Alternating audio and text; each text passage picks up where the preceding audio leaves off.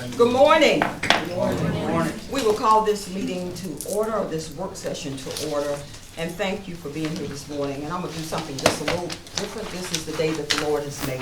I'm going to ask our Judge Emerson if he could just lead us in prayer, please. Thank you. Bow your heads, please. Father, as we come to you to deliberate our county's business, Lord, we ask you to guide all of the decisions that we all make. We thank you for the opportunity to serve our communities. We thank you for the way that you have blessed Douglas County. Lord, we ask you to continue to put up with us and guide us as we seek to serve you. In Jesus' name we pray. Amen. Amen. Thank you so much, Judge Emerson. Clerk, I believe we have 1, 2, 3, 4 citizens who have signed up this morning. Citizens, the Board of Commissioners, respect your right to address us in this meeting. And please keep in mind that you have 3 minutes to deliberate or express your concerns or just talk, period. Once you've reached your 3 minutes, I will take the floor back. And in the interest of time, and I'm doing something a little different, at 3 minutes when you hear the buzzer, please wrap it up so I won't have to continually say, please, your 3 minutes are up. I just want us to just be respectful and diligent this morning. So please avoid campaigning and personal attacks against personnel or officials, which should be handled in another forum other than a business meeting of this body. With that being said, if we could bring Ms. Sharon Bockel up, please, if she's here. And your subject matter this morning is Empower Douglas and the budget. Sharon Bachtel, 6331 South Skyline Drive. I sent an email to my commissioner at the beginning of January asking why she voted for giving Empower Douglas $25,000 from the contingency fund. She hurt my feelings when she asked why I was so concerned about Empower Douglas and not other tourism expenditures. I have come before this board 2 or 3 times and have talked every time about spending the taxpayers' money wisely, sticking to the budget, and not taking money from the contingency fund. She also said that I did not understand the process. If the process is to add something to the budget that was not on the agenda without all of the commissioners being informed on what they are voting on, then that process is wrong. The process is to give money to an organization without knowing what you are getting in return, then that process is wrong. I think this whole budget process was wrong this year. You went on a retreat and came back with the budget in November. In between the retreat and the next BOC meeting on December 2nd, another list was added. This was discussed at the December 2nd meeting, and then on December 3rd you had a public hearing for the budget. How is anyone supposed to comment on a budget if they don't know what is in it? What budget was published in the paper? At the last meeting, it was stated that the $25,000 for Empower Douglas was being put back into the contingency fund. I've also learned that the commissioner's aides are getting $40,000 instead of $50,000.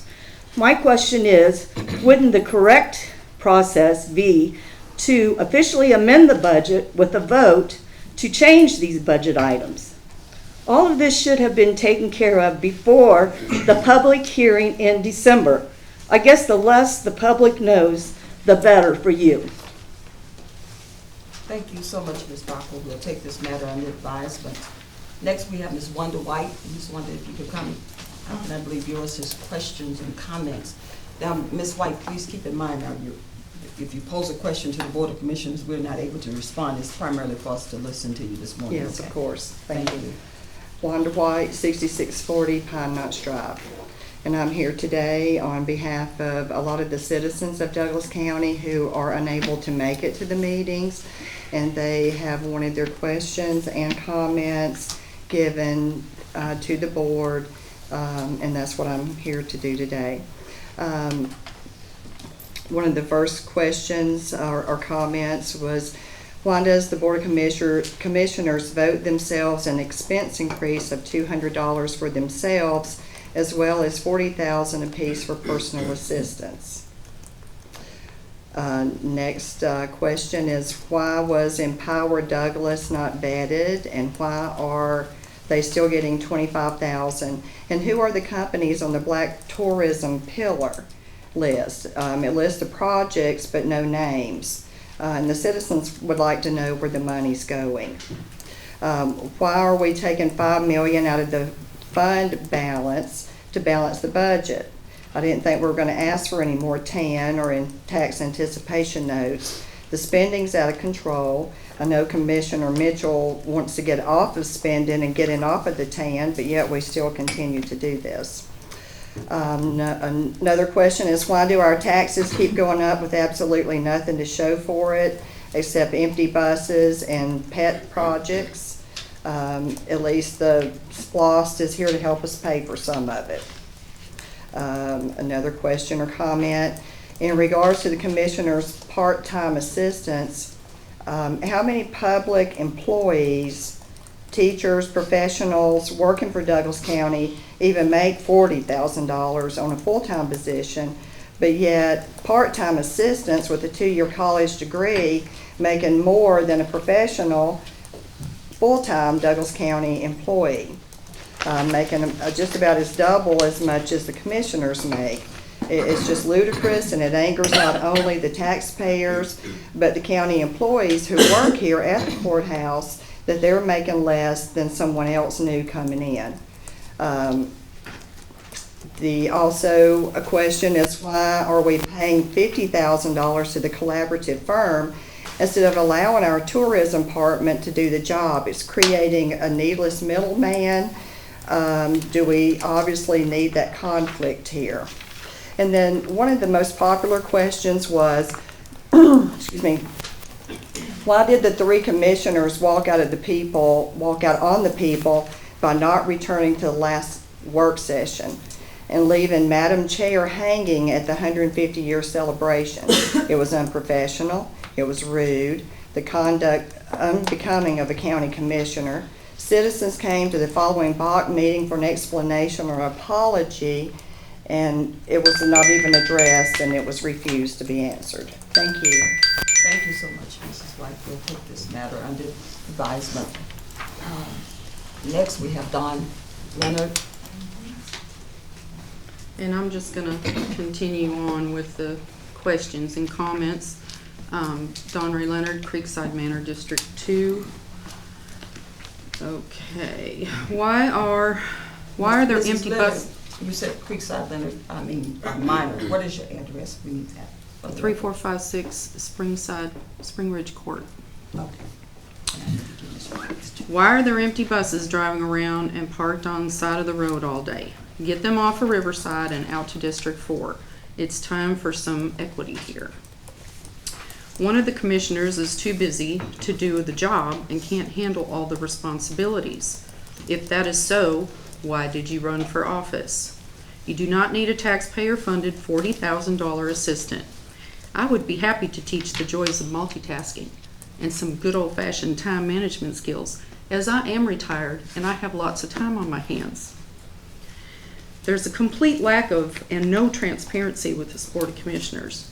We've seen this time and time again, most recently being the last-minute motion slid in by Commissioner Robinson to give $25,000, to Empower Douglas. No one knew what the $25,000 was for or who Empower Douglas was. No transparency, and it reeked of corruption. The people find it unforgivable and frankly deplorable that you voted down SROs for our schools and our children. You voted for this was a bad decision, and you're going to have to own it. The coroner has been in front of a judge several times. The grand jury has investigated and recommended she be removed. Her case was then forwarded to be investigated by the Georgia Coroners Training Council, and still no resolution. Why is she still here? And now requests taxpayers pay for a personal attorney. Madam Chair, can you please get control of your vice chair so that we may have a respite from the incessant and incoherent ranting? No one has any idea what he's talking about. Citizens feel that they have been neglected, chastised, talked down to, and ignored by the majority of this board. We will give the body a vote of no confidence. This is on your watch, Madam Chair. And finally, a real popular question. Madam Chair, why do you always tell the citizens who come before you that you will take their concerns under advisement, but you never do? Thank you, Mrs. Leonard, and again, I will take this matter under advisement. All right, last but not least, Mr. Larry Pierce. Mr. Pierce, please come forward.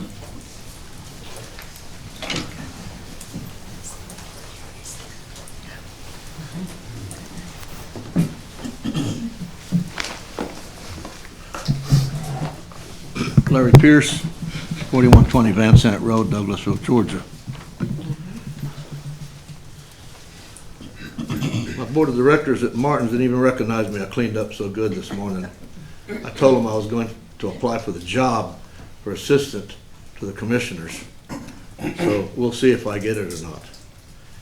But what I'm really here about, and all jokes aside, you know, you can't help but think things are a joke, because I don't know anybody who has cost the county as much money as a coroner in the lower level of pay and budget process. It hasn't happened. It's never happened. And the papers here say that. Now this one here, I was so happy the paper came out, I went and bought 5 or 6 of them and distributed them. Now, she's jumping the gun here again. She's wanting an attorney to represent her when the issue is not over. There has not been findings of fact from the Coroners Association or the Attorney General.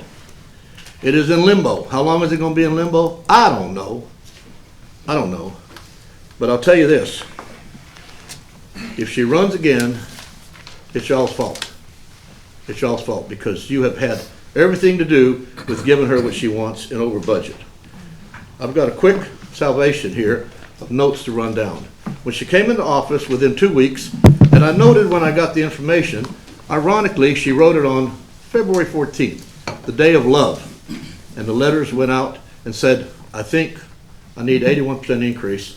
Basically, it started out at 60,000, so let's round it off, 32 to 60. And then she said it was 77 deaths. I have a letter from the probate judge that said it was 34. And that's when I got interested in it. I don't have a vendetta, but I'm the only one that people think I can come up here and make some logic out of things that has no logic at all whatsoever. Now, y'all were told by the investigating grand jury to get rid of Larry Bussey. Larry Bussey was hired.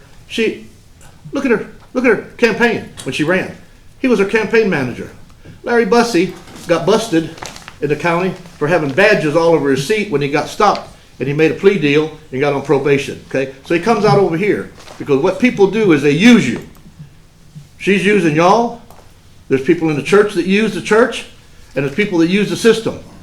I'm not trying to use the system, but I am trying to be outspoken enough that some people think I'm a little loony about some of the things I do here. So I just want you to know that the things she has done has cost the county.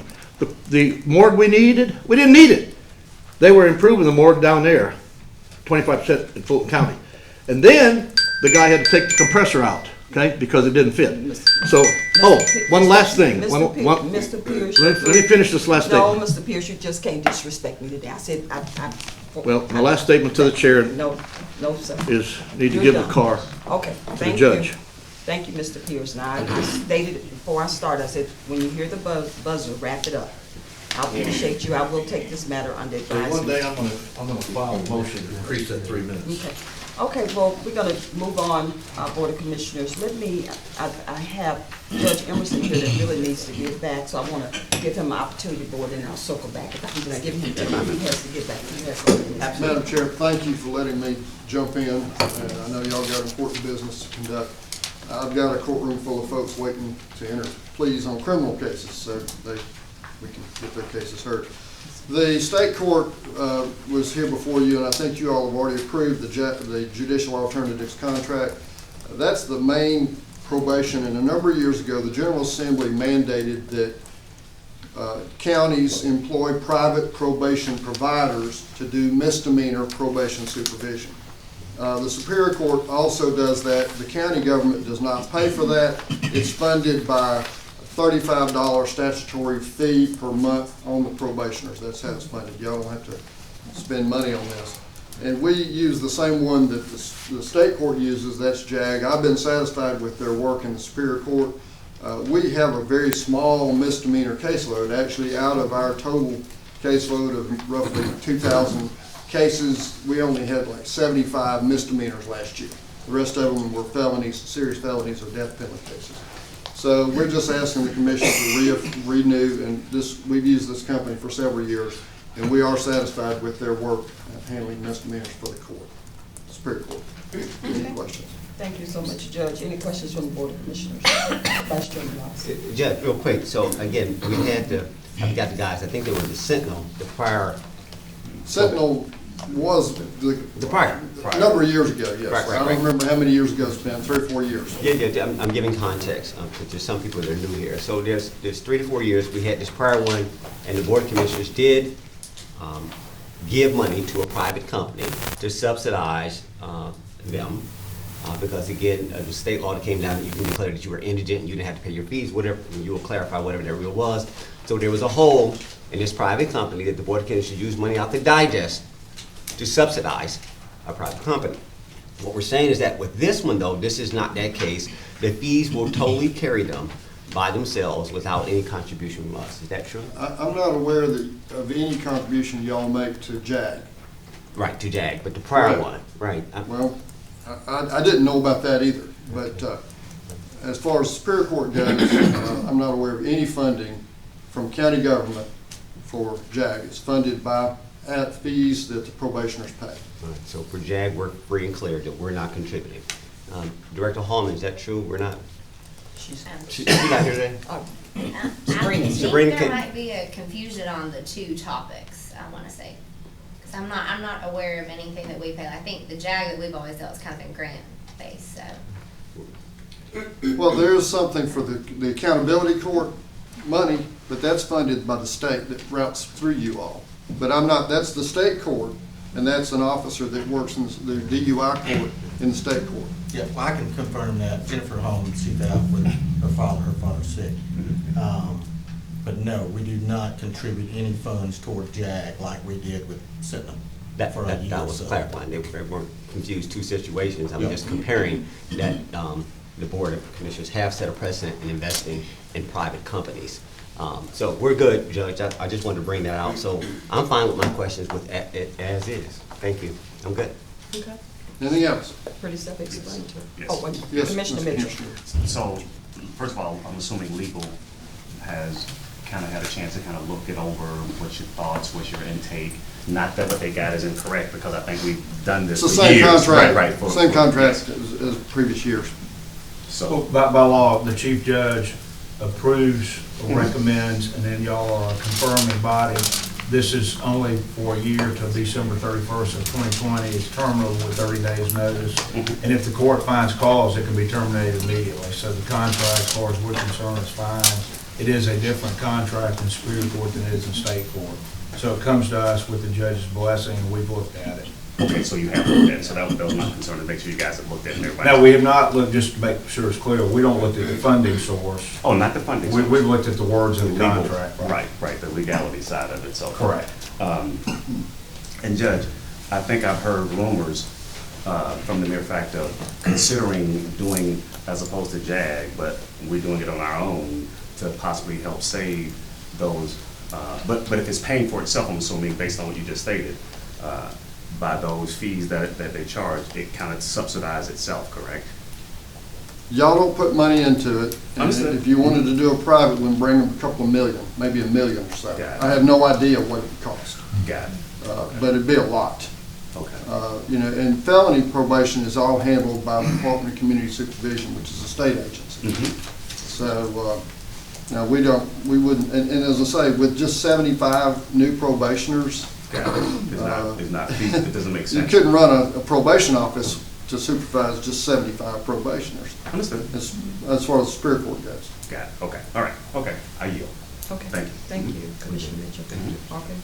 Thank you so much. And thank Judge. y'all, thank you, Madam Chair, for letting me get back to work. Okay, you're welcome. Thank you. Hope I don't see any of you professionals.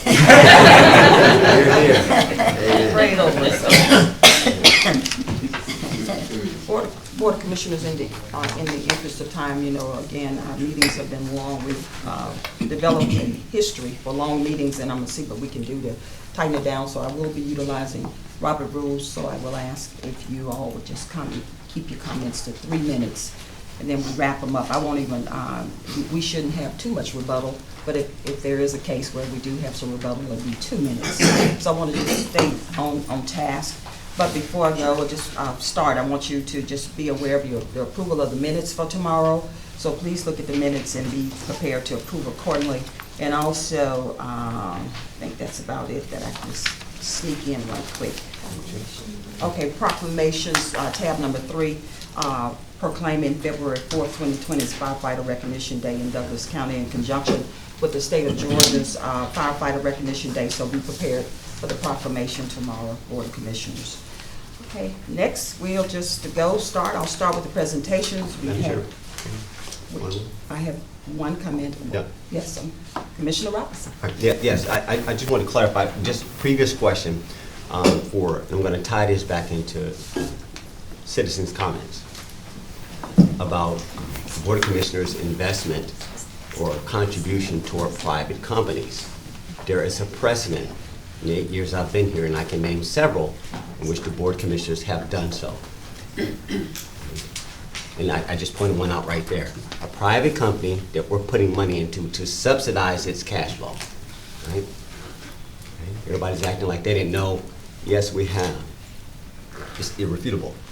My second point is, as it comes to Empower Douglas, we really need to let that go. That decision was made back in August, and all we did was adjust a marketing plan. We were advised that we could not do that by legal, that we couldn't do that, but I'm sitting on 8 years of presidency saying, yes, you can, but we let that go. And we went through the matrix of all the things we went through for 4 months to get to a place where it was really suggested that it needs to be a 501c6. So that entity created a 501c6, just like the Board of Commissioners created a 501c6. It didn't matter. The point was the process that we were using through the Development Authority was illegal. It was illegal. So all we're doing was correcting it. So we keep going down this path, but we're correcting something that was inefficient and illegal. And I think that's important to just acknowledge what that is. There wasn't no side deals. No, we're correcting it, and we're doing it in the public. We didn't hide it. We didn't push it in the marketing plan. Yes, we can take things out of contingency. There's no restrictions on that fund. Know the rules before we start claiming things are false and wrong. Know the rules. Know what funds can be restricted, unrestricted, and how they can be used. And doing the motions, we can. You find 3 people to stop it, you can stop it. That's the simplicity of it. These are just motions. You get a second, somebody wants to stop it, you discuss it, but all of this, that wasn't the intent. But I just wanted to address that there has been a precedent in this county for investing directly in brand new entities, and those are historical. And I just wanted to bring clarity to that. And I yield. Thank you. Over. Okay. That's All it. right, thank you, Commissioner Robinson. Thank you so much for the comment. We'll move on to the next. Well, we have a presentation. Director Watson, please come forward. The presentation is Connect Douglas Fixed Route Ridership Data since June 20th, 2019. Good morning, everyone. Good morning. Good morning, Gary. What do you do to give everyone a snapshot of what we've done since we launched back on June the 20th of 2019. So we've got a lot of numbers for you this morning.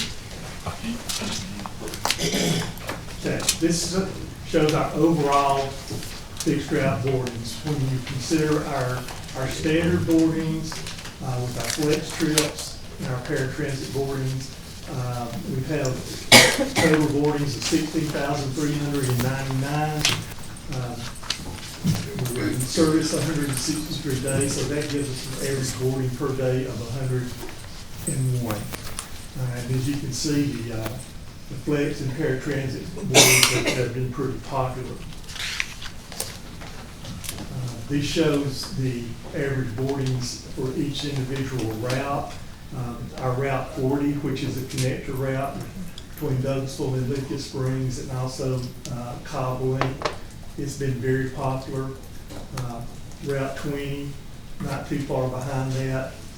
Route 10 is doing well, and then Route 30 is lagging somewhat behind. And that Route 30 is the Thornton Road South and Riverside Parkway route. Boardings by month, as you see, we've had a nice steady increase month by month. January of 2020, this new year, has actually been our best month so far. We had 3,309 standard boardings. We haven't collected our data on paratransit and flex trips for January yet, but I think it's safe to say that we'll have in the neighborhood of 3,600 boardings for January. And that January being the first month of the year when the weather's bad sometimes and people are still have the holiday blues, that's a good ridership total for January. Boardings by days of the week. As you can see, Friday has been our most popular day. All the other days are pretty close to being the same. Saturday lags behind just a little bit. Okay, this is what we've collected fare-wise from the riders on the service. The total is $21,323. A couple of things to keep in mind. In December, we didn't charge a fare. The number that we showed there was from bulk passes that we sold to various agencies. And one reason that the total fare collection number is relatively small is because we set our fares low to begin with to encourage people to ride. As you might remember, our discount for seniors, disabled individuals, and students is only $1. So while the ridership might be high because like we said, our fares are so low, the collection is going to be relatively low. Some interesting information here. These are our most frequently used pickup and drop-off spots. As you might anticipate, the transportation center is our #1 location, followed by the Thornton Road Walmart and the West Douglas Park and Ride Lot. The mall is in 4th place. And as we gathered this data on our pickup and drop-off points, it shows that every pickup point that we have identified, and also other spots that aren't identified but where we picked up riders, every one of those locations we have had somebody to ride. So that tells us that people are becoming more familiar with the system. They're learning how to ride, and they know where to get on the buses. So that's good news for us. As I mentioned, we offer discounts for seniors, disabled, and students. These are the number of individuals who have gone through the certification process in those categories. Revenue and expenses. Our total expenses for 8 months, and that goes all the way back to when the contract was signed with our third-party provider in May. So our total expenses is $1.1 million. Our revenue is we've received $844,000 in reimbursements from the Federal Transit Administration, with $21,000 in fares. Total revenue is $865,652. Douglas County's contribution to the bus service to this point is $308,000. Okay, so what's going right? As you've seen, our ridership has increased each month. The free rides in December were a big success. It introduced more individuals to the system, and it did give our ridership a boost. We're developing regulars. people who are using our system to get to work, to go to the doctor, to go shopping, or just to get out of the house. The transfer arrangement with Cobb County is working very well. We're averaging about 5 transfers a day. So far, we're operating under budget, and the citizens are growing familiar with the system and how to use it. Okay, what have been the glitches? Still having some issues with on-time performance. The popularity of flex rides, while they've caught on, because the bus has to veer off of a route to make a flex trip, that it impacts our ability to stay on time. We've had some issues with driver performance and attitudes. We're addressing that with our third-party provider, and the ridership on Route 30 continues to be weak, and the jury's still out on that route. And of course, all of you know how bad traffic is in Douglas County. I was out on Highway 5 in Chapel Hill Road about 3:30 Saturday afternoon, which is the time that our buses are running. The traffic was bumper to bumper for a quarter of a mile on both of those. All right, so where do we go from here? We're tweaking 3 of our routes. Route 10 will have a new starting point. We're changing Route 30 to where it will serve Hotel Road. And Route 40, we're getting in off I-20 and going down Fairburn Road South and across Lee Road back into Lithia Springs. We're going to add extra buses to Route 20 and Route 40 at peak times to reduce headway. And we're going to add an extra bus for paratransit service so we can serve more of our disabled community. So that's our report for this morning. I'll be glad to try to answer any questions that you might have. Thank you so much, Director Watson. Board of Commissioners, you have any questions, comments? Commissioner Guida. Yes, you never forgot who I am. No, I didn't. I'm just like, your hand was, I was like, let me get to you. I'm coming. Commissioner Guida. Gary, I think it was Route 30 that goes down Riverside Parkway. Yes, ma'am. But you're increasing it to go to the hotels, but it's going to businesses such as, that we're trying to get the workers. So who would be in the hotel district that would want to go down to the warehouses? Well, the guests in the hotel wouldn't necessarily be going down to the warehouse and distribution centers.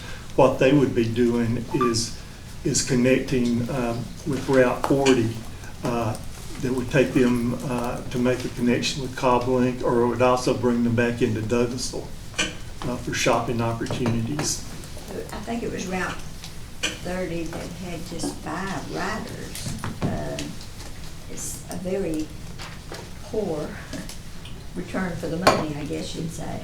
So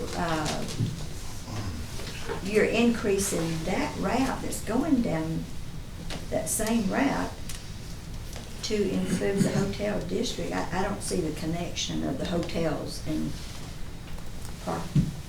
Riverside Parkway. Well, the reason we made that change to serve that hotel district was from requests by the various hotels up there. They tell us that they do have guests who want to go back into Atlanta, and they can do that by using our system to connect to Cobb. And it can also... That's not Route 30 that they would be catching. They would need to catch Route 30 to connect with Route 40, which goes down and makes the Cobb connection. Okay, so it's going to connect with it. Yes, ma'am. Well, I just wondered because the route is so unpopular now, I couldn't understand why hotels would be interested in it. So. And we realize we've got work to do with that route, and we're making a concentrated effort to build relationships with all those warehouses and distribution centers and other industries down through there.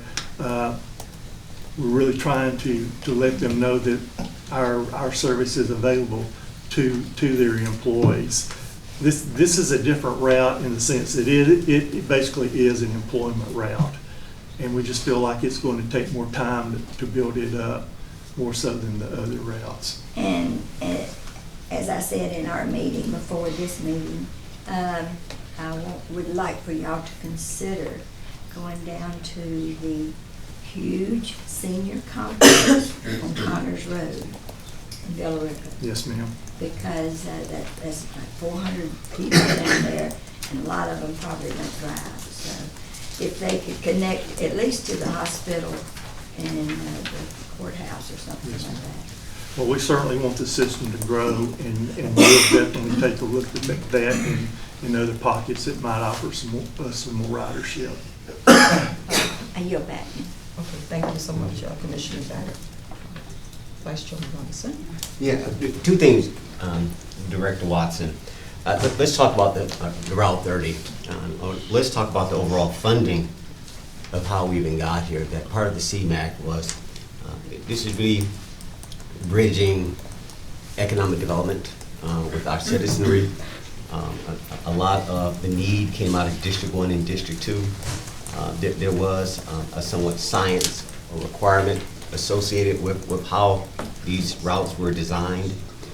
But one of the things, if you think about it, we're trying to get rid of the disparity that exists in Douglas County. There's opportunities along Thornton Road. I mean, think about $4.5 billion. We've got 8 hotels that have come online since I've been in office. We've got 6 data centers that have come online. Opportunities. You got all these warehouses. Everybody doesn't have a car, right? But in those jobs, they don't turn as fast as retail jobs. So, I mean, I'm listening to the logic. I'm like, yeah, but the turn is not that fast. It's going to be a little bit slower, but it's okay. Because again, as they told me, it's 3 and out. You miss it, you're out. So I think you're right. Continue to look at that. But that route is still key. I don't disagree with Madam Guider, though. I would think the hotels, to your point, would be wanting to go the other way. Go down the street to the cigar bar. Go down the street to some of the retail, which obviously south of I-20, it goes dark at night. So, but to your point, you're saying they're going to go on the reverse route, get on the 40 and go across. Is that true? Yes, so 40 would allow them to contact with all the businesses, Thornton Road North. All the way to the all the way down to Veterans Memorial Highway. Yeah. Okay. And that, now I just wanted to highlight that. And I did understand that, but and then probably to my last point. Again, it is going to take time. I like the modification, the number 40 cutting across, what I want to call it, down Fairburn Road and up Lee Road. I always thought, and you know this from the very beginning, it was sort of the reason why. Think about how we even got to H.E. Holmes, working with Commissioner Mulcair in a bipartisan way, to acknowledge the fact that, like, you know what, Commissioner Mulcair, you're right. We shouldn't be going down the highway, 2 buses going down the highway at the same time. And we made that modification to connect with, obviously, Cobb, Link, to get through that. But it's the same thing on the other end, like, why are we on the highway going all the way from Fairburn Road down to Lee Road in that traffic in the morning? That's insane. And so I appreciate you guys making the adjustment that you made, which is to go, you know, obviously think about Fairburn Road. Think about all the, obviously, ridership that can be increased by that.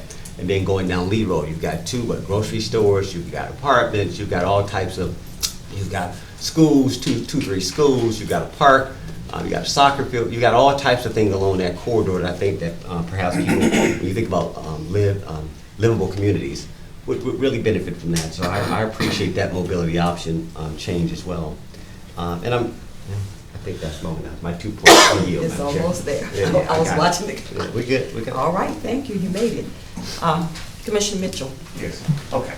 I'll be brief, but I guess one of my concerns are, how are you guys gonna market this change to those, to hopefully increase ridership? Because that's the whole true purpose of what we're going to try to pull off, is to make the change that you kind of met with us throughout the commissioners, and kind of how you're gonna market that so people can truly understand what that is, where the routes are, and how it benefits them to take this route. And then if it becomes, you know, not a good idea, then I'm assuming it will go back to committee and look at a different scenario. And when would that take place? I'll start with first. Well, end of February and early March, we're going to have a series of 4 public meetings where we'll talk about these changes to the public, let them know what's going on. And so we'll take their feedback and the feedback that we've had from you as commissioners and make the final determination of the change that we want to make. We'll take those to the Transportation Committee and then back to the Board of Commissioners for final approval. And then once we clear those hurdles, we'll start a comprehensive media campaign where we blast these changes. And we'll do the multifaceted approach to those, just like we have everything else that we do. So I'm assuming the brochures, leaflets, and all that kind of good stuff will change. Yes. Once you implement these changes that you Right. considering actually making those types of changes. And that way, hopefully they'll see it from that perspective. I'm assuming, I don't see Rick in the room, that he was actually, oh, okay. that you'll share that information with these guys programming, so at least they can also share and kind of continue to get the information. And I'm assuming from all of us the commissioners who have various outgoing meetings of any sort, that they can have these handouts that say, here's the different routes and here are the changes, and in hopes that they can kind of pick up and understand, because it was just hard enough to try to get used to what we already offered as a service. Now to say there's a change, which I think that's a good thing, based on what you guys told me this morning. I think that's a good thing that we made these changes and adjusting those routes, especially the one that was on 20, because I never did understand. I could never quite get that. What's the benefactor of being on 20? Who's going to get on and get off on 20? But now that we're going down Lee Road, fairly down Lee Road, makes a whole lot more sense to me now. That I think that would hopefully show up, hopefully more ridership with that community that you'll pass going down Fairburn, making that left onto Lee. Last but not least, where are we? What year are we in, or around about, with this program that we got thus far, with this grant that we got with this? Where are we year-wise? Where are we? Well, I have an agenda item a little later on Okay. in the meeting that we can address that then. Okay. Because I'm just curious to know kind of where we are, Yes. so I can kind of get a true timeline of, that 3-year program that we're dealing with. So I can kind of get ahead of that, because we all are thinking about, year 3 for sure. Yeah. The short answer to that is that we're getting ready to start the 2nd year. Okay. So, but we'll talk about that. But I'll say the numbers, I'm really impressed with the numbers. It's a slow start, but it's a good start. I mean, and realistically, that people got to get used to it, and it's got to make sense, because we had this conversation this morning about, if I live in a subdivision that's 2 miles deep, I'm not going to walk out and go east or west to get to a stop. It'll be just makes more sense to me to just drive. But unless you give me a good reason as to coming into my subdivision, not that we will get down that path. I know we got the flex plan that could possibly do that, but does it make sense to come get just one individual versus, that makes sense to do it that way? Not that I'm saying don't do it, but does it make really economic sense? So, but outside of that, good job, and some good numbers and good stuff to have, and I look forward to kind of the marketing plan that we really put forth, a true, targeted marketing plan to ensure the success of this, versus we just got a busing system, because it's got to be more than just a busing system. Totally agree with that. Yes, sir. Thank you. I yield back. Okay, thank you. Thank you so much, Director Watson. Okay, we have our next presentation is our Assistant DA, Valerie Bai, is here this morning to enlighten us about mental health, and we appreciate you being here this morning. Well, thank you. Actually, I'm here as a private citizen today. I am not here wearing the district attorney hat or assistant DA hat at all. I want to thank you all for allowing me to speak, though, in reference to mental health. I think there's a big stigma associated with mental health, and that is what I want to have an awareness so that we will not have the stigma. So the campaign is literally Stop the Stigma. Yes, I am Valerie Bai, and I am the Assistant District Attorney, and I do all the accountability courts as well as the pretrial diversion program director. And sitting in that seat, I see a lot of needs with the children. What I do is actually we put people back on track who have been led astray because of their mental illness or because of their addiction, and they've gotten some type of charges on a felony level. But what I want to do here today as a private citizen is say, I want to do what my grandmother said, you know, an ounce of prevention is really worth a pound of cure. And in that, I see a lot of challenges with mental health and people not wanting to talk about it. And a lot of the participants that I do work with talk about the challenges that they started having in high school. And so I'm asking that we are allowed to have some funding. As a private citizen, there'll be somebody here to tell you what that looks like. But I've teamed up with two people in the community that a lot of you may know and perhaps maybe not, but they are 100% on board with trying to get this initiative out. I work for a wonderful district attorney who allows me to go into the community still and use some time to get out there and see what we can do to kind of divert people from the criminal justice system. Now that's easier said than done, so I figure that it's wise to team up with people who know the job and do it well and let them do it. So I'm going to ask that Mr. Lawrence come and talk to you about the initiative and how it will be implemented. And after that, young man, for the future, Mr. Penniman will come up and say some things, because I'm not cool. When I go and talk to kids, I'm a district attorney, they already shutting down on me a little bit. So I wanted to market this in a way where everybody would be aware that it's okay to talk about mental illness. Where do we go when we have these feelings? Who do we talk to? And how do we make that more attractive to our youth? And without further ado, Mr. Lawrence, and the next voice you will hear will be Mr. Penniman. Thank you.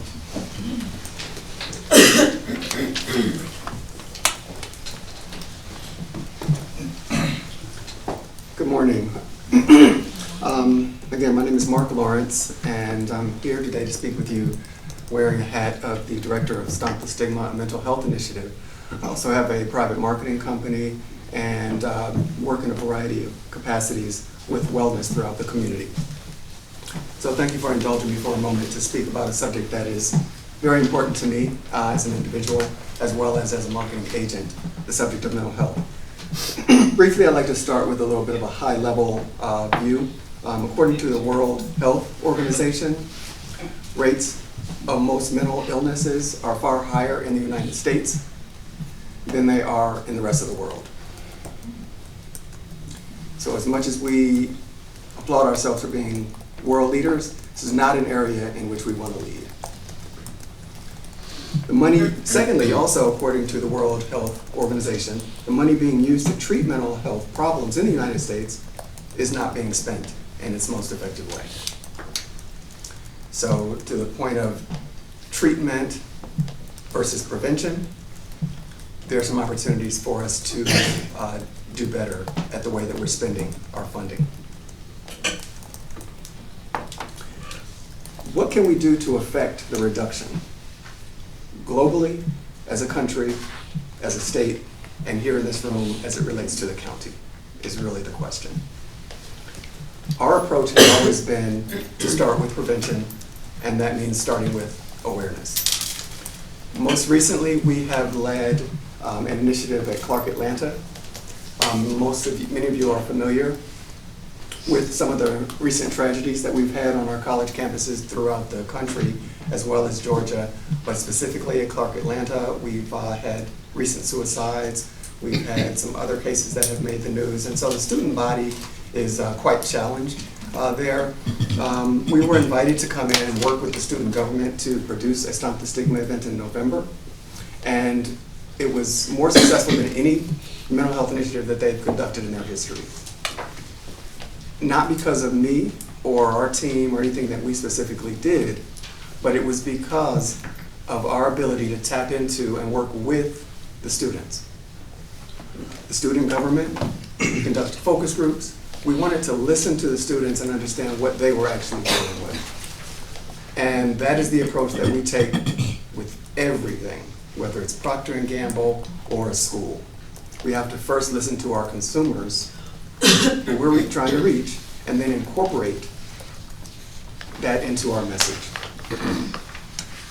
As a result of that, some of you may be aware, we have received through SAMHSA a grant to fund more mental health work in the same vein, called HBCU Cares, which will be conducted across all HBCUs.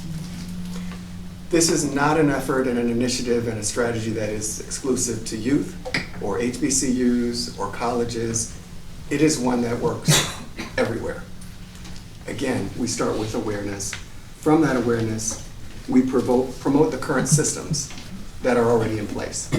Met last week with Ray Lightford, and we have some wonderful programs that are right here that we are not maximizing or that we can take better advantage of simply by making our community more aware. We have already invested significant resources and have a whole booklet full of tools. And it is our job now not to just create these organizations and these tools, but to begin to make our community aware of the things that we already have in place.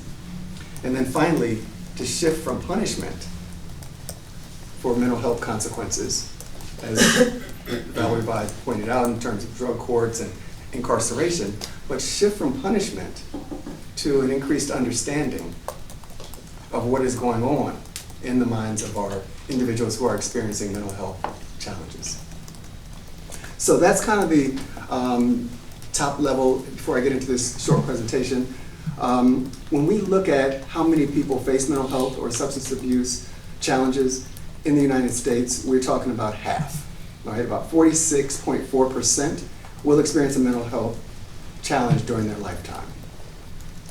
5% of adults 18 years or older experience a mental health in any 1 year, challenging in 1 year. That's equivalent to about 44 million people. So this is a pretty significant subject that we're talking about, even though some of us might feel like this is somebody else's problem. Okay? Half of all mental health disorders begin by the age of 14 years old. 14 years old. Okay? So we're here to talk about schools and working with prevention, right? Before we get to become adults and before we get to our systems, 14 years old is when the majority of these mental health disorders begin and can be diagnosed and can be affected. Finally, in the United States, only 41% of people who had a mental health disorder last year received any sort of treatment or support. The rest are just walking around looking for help. So that's a sort of a backdrop. Again, working with Ray Lightford, working with Valerie Bide, working with our resources that are here and the links got. We have a wonderful opportunity here to, in my opinion, a greater opportunity than we even have at Clark Atlanta University, right here in our own backyard in Douglas County. It's now our job to pull together resources, pull together a team, the likes of Mr. Penniman and Valerie Bide, who have experience working with youth, have experience working with these systems, to formulate teams that are right here within our community to affect this matter. Finally, in Douglas County, Georgia, the CSB serves about 4,000 people of our 144,000 population. That's about 2.8%. So if we look on a national basis from the National Council of Behavioral Health, 14.6% of citizens suffer from mental health. We are serving 2.8. Now, yes, there are others beyond the CSB, but just within that entity, we've got some opportunity for growth, even to meet our national averages. So what we've laid out is a couple of goals, some strategies, approaches, and next steps, which we'll quickly review, and then I'll turn back over to Mr. Penniman to tell you more specifically of how we have had and will have success in schools. The goal, again, is awareness, not only among students, but among all residents. The strategy that we used that was most effective has been to help people understand that mental health, mental illness is nothing to be afraid of. We all have mental health. We lie on a continuum. We all have physical health. It's on a continuum. Not all of us can bench press the same amount of weight. Not all of us have the same spiritual development. It's on a continuum. And then it's no different with mental health. No one is 100% mentally healthy. And those that are quote unquote on the other end of the spectrum, 100% mentally ill, we find out about in the newspapers or in our media. But largely, we're somewhere on this spectrum, on this continuum. Okay? And when we look at it that way, people begin to feel like, okay, it's okay for me to have a little anxiety because I have a test tomorrow. I can ask for help. Or maybe I didn't get a good grade on my test and my parents are paying all this money in tuition, but that's not the end of the world, right? Because I have some recourse. There's some things that we can do. And when we help people to understand that we are all on this continuum, we begin to stop that stigma. We begin to break that stigma and tear down those walls. So that is our primary strategy. When we look at health and illness, we obviously on one end we have the joy and happiness, peace, self-control, and a forgiving nature. And on the other end, we have things that we recognize, terms like depression and anxiety, bipolar and schizophrenia, and that list goes on and on and on. Specifically, what is mental illness is what we want to convey and help our students and our community understand. When I say students, that means we have to include the parents, we have to include the teachers. We cannot ignore our teachers and administrators because our children are in their hands the majority of the day. We cannot ignore our coworkers, our after-school care providers, et cetera, and so on. So it is a team effort, and we must think in terms of what is mental health. Let's recognize it. How does it correlate with substance abuse, experimental drugs, all the way to hard drugs and hallucinogens? What does this picture look like? And how do we manage it?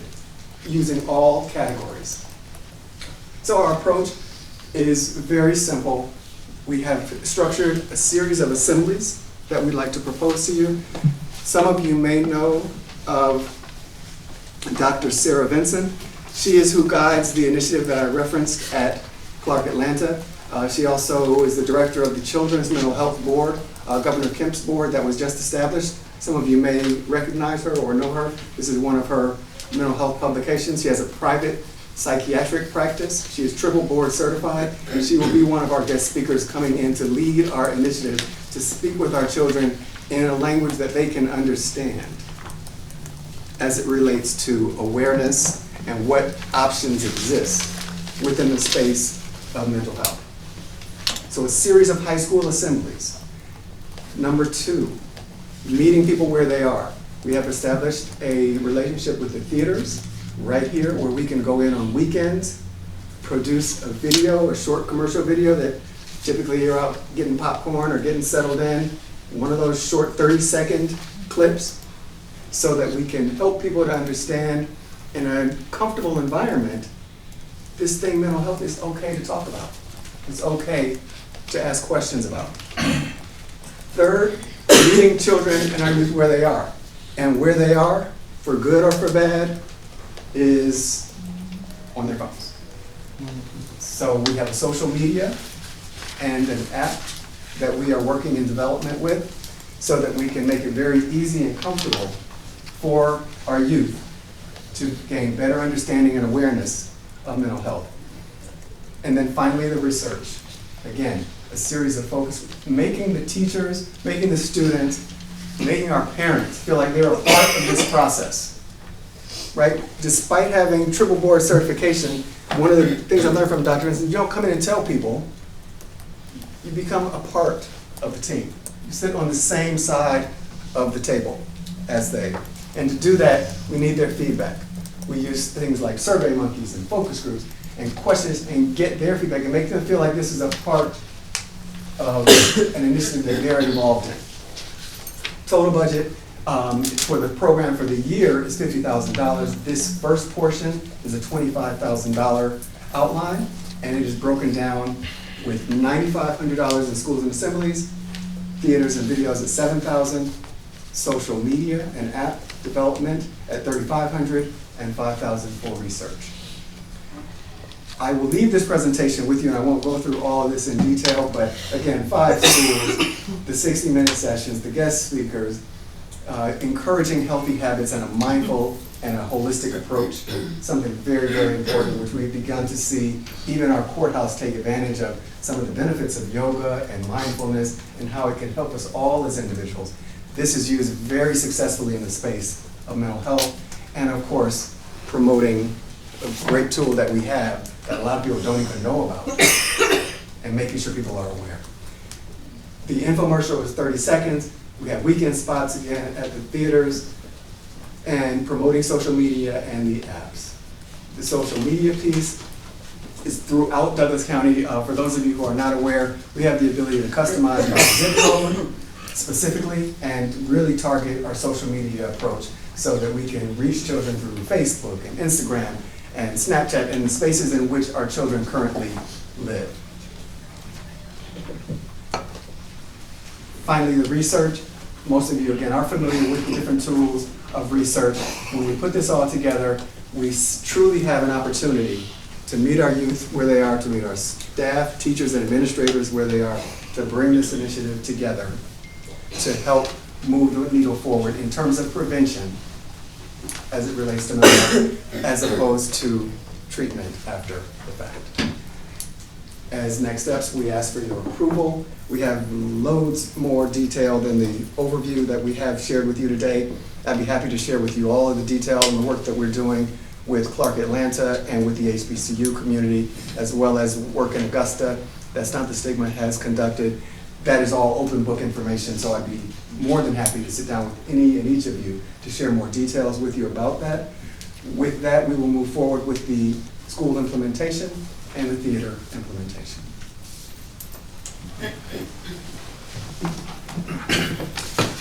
Thanks so much for your time.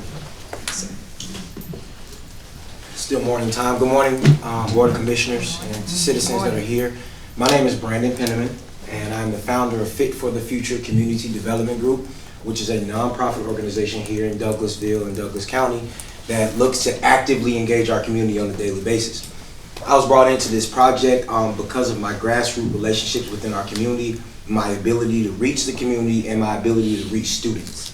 Some of my background, I am on the Planning and Zoning Board for Douglas County, but this is outside of that spectrum. I also am responsible for consulting and starting something that we have in the Douglas County school system called the Match Point program. Match is making a true change happen, where we connect special needs students with regular ed students and teach them how to integrate and work together and to learn to love each other. So that's one of the programs that I have implemented inside of the Douglas County school system that is active and working very well right now as we speak. My goal with this group and with Stomp the Stigma and our mental health awareness tours is for us to be able to bring information to our students in a way that they can receive it. A lot of times our students close their ears to us as adults because they feel that we don't understand where they are or what they're doing or their aspect or thought process on life. And so my goal as a youth and as a millennial is to come in and be able to make them more comfortable with talking about mental health, and then also bringing in avenues and applications that will make it easier for them to understand. One of the biggest things that I want to highlight is the application. We have the link resource guide that Mr. Mark Lawrence showed you guys, and we spent a lot of money as a county on putting that together and being able to give one central location where people can come to get the resources they need for whatever mental health issue they have. But what we found is that students don't like to pick up books. They have to do that already at school. But as he mentioned, the thing that they will pick up is their cell phone.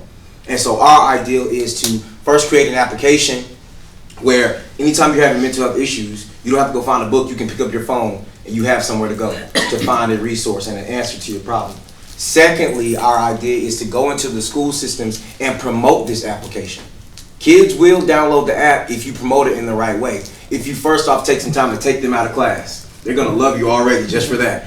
Secondly, you bring them into an assembly where you give them a chance to just breathe and to be happy and be okay and not feel any stress. And thirdly, we look to bring in professionals and artists and different people like that that can relate to the students, where they'll be more apt to listen.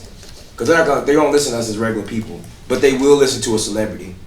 Unfortunately, that's just how it is, but we've learned to just step into their world and to work from the way that they enjoy. So that's our presentation for the day. We are looking for you guys to help us out with this and to approve this. We think that it's something that's awesome, that our community needs.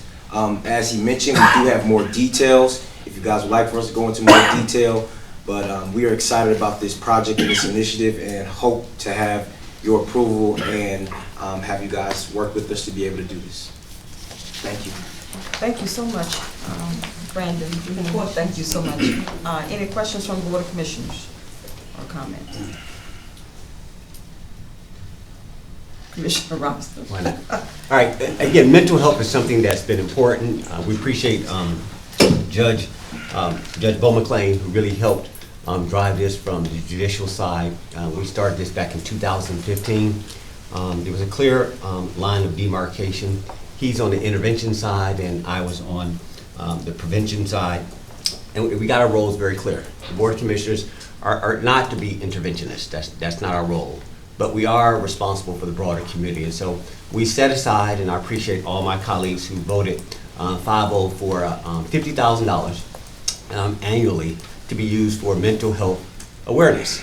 And we've been doing that for a couple of years. Initially, we ran the money through CORE, if you guys recall.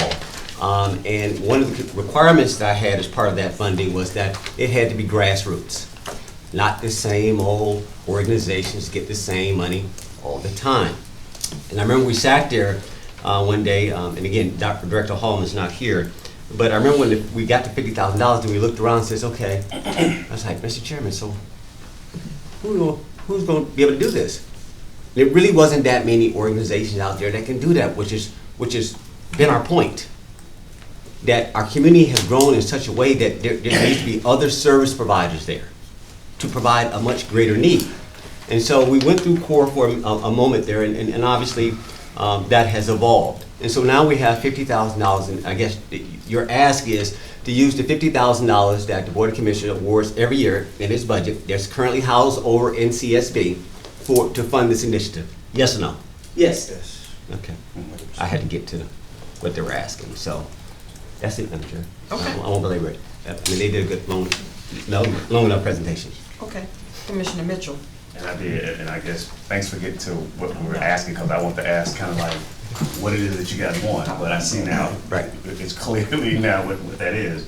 But so my other question is, as we all know, the state has defunded and kind of walked away and not put much money into mental health.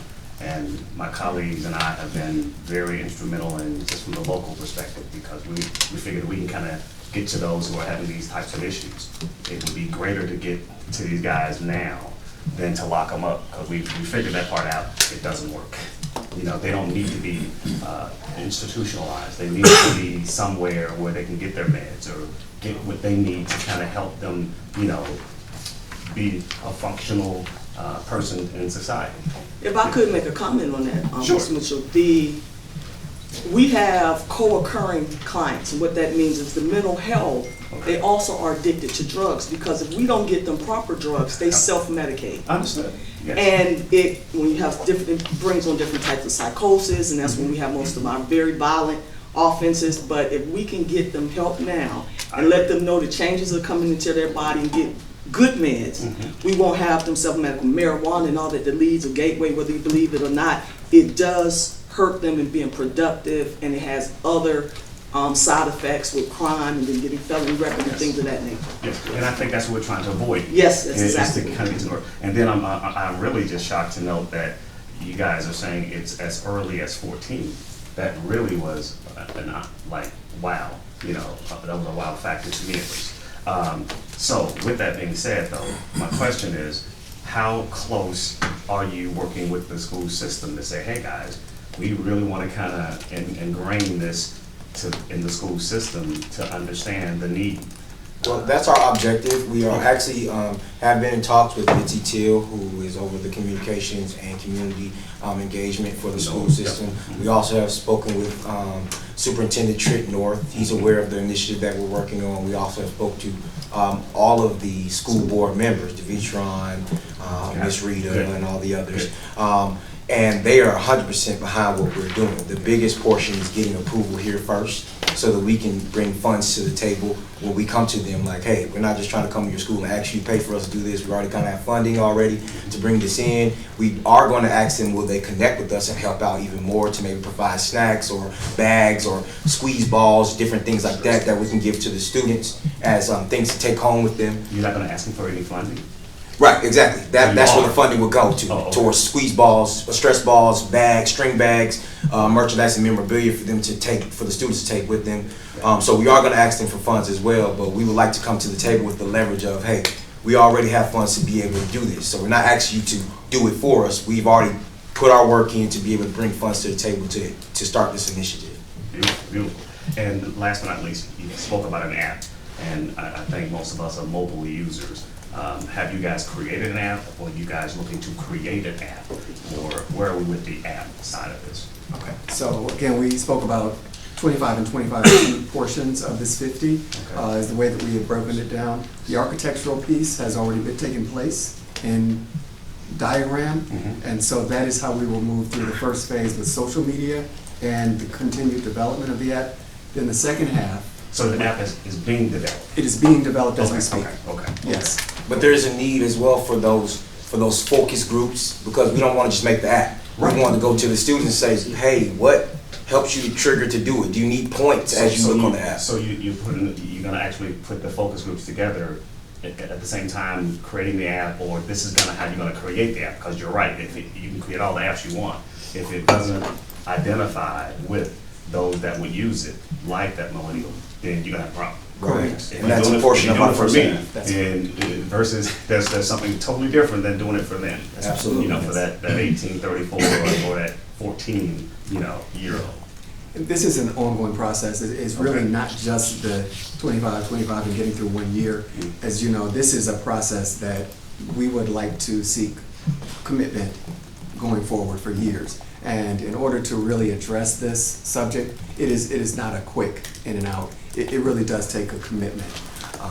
So yeah, the app has been laid out. We were able to identify the design, get the architecture in place, get a sense of what it will cost. We know what the focus groups and the survey monkeys, the feedback will cost. And that's why we kind of laid things out this way. And before we go any further, we again wanted to bring this to your attention and request for approval. And last but not least, how close are we working with CSB and or CORE and or, so is this a spin-off, or is this a part of? Well, we don't want to operate in silos, so we want to coordinate as much as possible so we don't reinvent the wheel or double pay for something.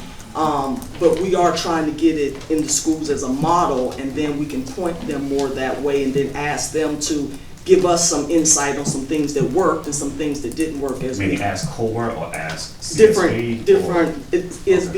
Whatever that issue is or whatever we get feedback on, we can go to these folks who've been doing it and say, this is what we're doing, I understand you were doing this, and network with them in that way and then collaborate as well. In addition to that, just one thing I do want to add in regards to the theater ads. Our whole purpose behind that is we're going to reach the students already, but we do have people in the community that are dealing with mental health as well. And so through the theater ads, our thought is to promote the application so that adults are downloading the application as well, or the caretakers of our seniors, right? Because our seniors, they're probably not going to use the resource guide on the application, but their mother or their daughter, who's their caretaker, will use the application to find places where they can get medicine or doctor's offices and things of that nature. Got it. Okay. Well, I think you guys have at least the right thought process. It just kind of connecting all the dots is going to be kind of key. And like the Vice Chair stated, I guess my concern was kind of how you're going to connect the dots financially, socially, how all this is going to come together. Well, a good example of that is the District Attorney's Office did a campaign in the movie theaters, and we're leveraging that relationship. They had a victim impact video, and I spoke with the then director of victim programs, and she's given me the contact for the person who we used at the movie theater so that we can leverage those relationships. That's something separate and apart, but we still are able to leverage the relationships and keep those things moving in the right direction. So we're going to collaborate at all times whenever possible. And if I hear you guys correctly, your target audience for this is the young The young end. That's where we're starting in the schools, because I see a need or a gap from what I'm doing now, but we know that it takes a village. So we need the parents to be involved, to recognize warning signs when the kids are withdrawn and things of that nature. So it's going to be the citizens, but we're starting in the schools because the data tells us that this is where they're starting to have the challenges in the onset, age 14. Thank you. All right, I yield back. Okay, thank you so much, Commissioner Mitchell. Commissioner Guider? Yes, thank you. You're wanting to take $25,000 from what we pay core. Do we have an obligation to core for the $50,000? I don't know exactly how that works. I'd have to look and see if Yeah, I'm I on think- contract list or not. I think it is. I think there is a So we're 50/50. obligated for that $50,000 to go to core? I think it's in. Under the current layout. Under the I think, current yes. layout, yes, I that's think so. correct. I mean, wrong, I think so, yeah. Okay, so have you looked into mental health grants? Because I know there's a lot of those because of the closure of all the facilities. Have you looked for a grant? We're always looking, at this point, we have not. We've always looking because this is going to be a monumental effort. Okay. So I referenced earlier the SAMHSA grant with Clark Atlanta and the national, so when we speak about a grant for, especially a federal grant for one county, as you know, it becomes a little bit more challenging. However, But if you have a we scope do. of work laid out and you have your plan laid out, a lot of times you get, we get grants all the time, just our county. Yes, and we are, again, constantly in pursuit.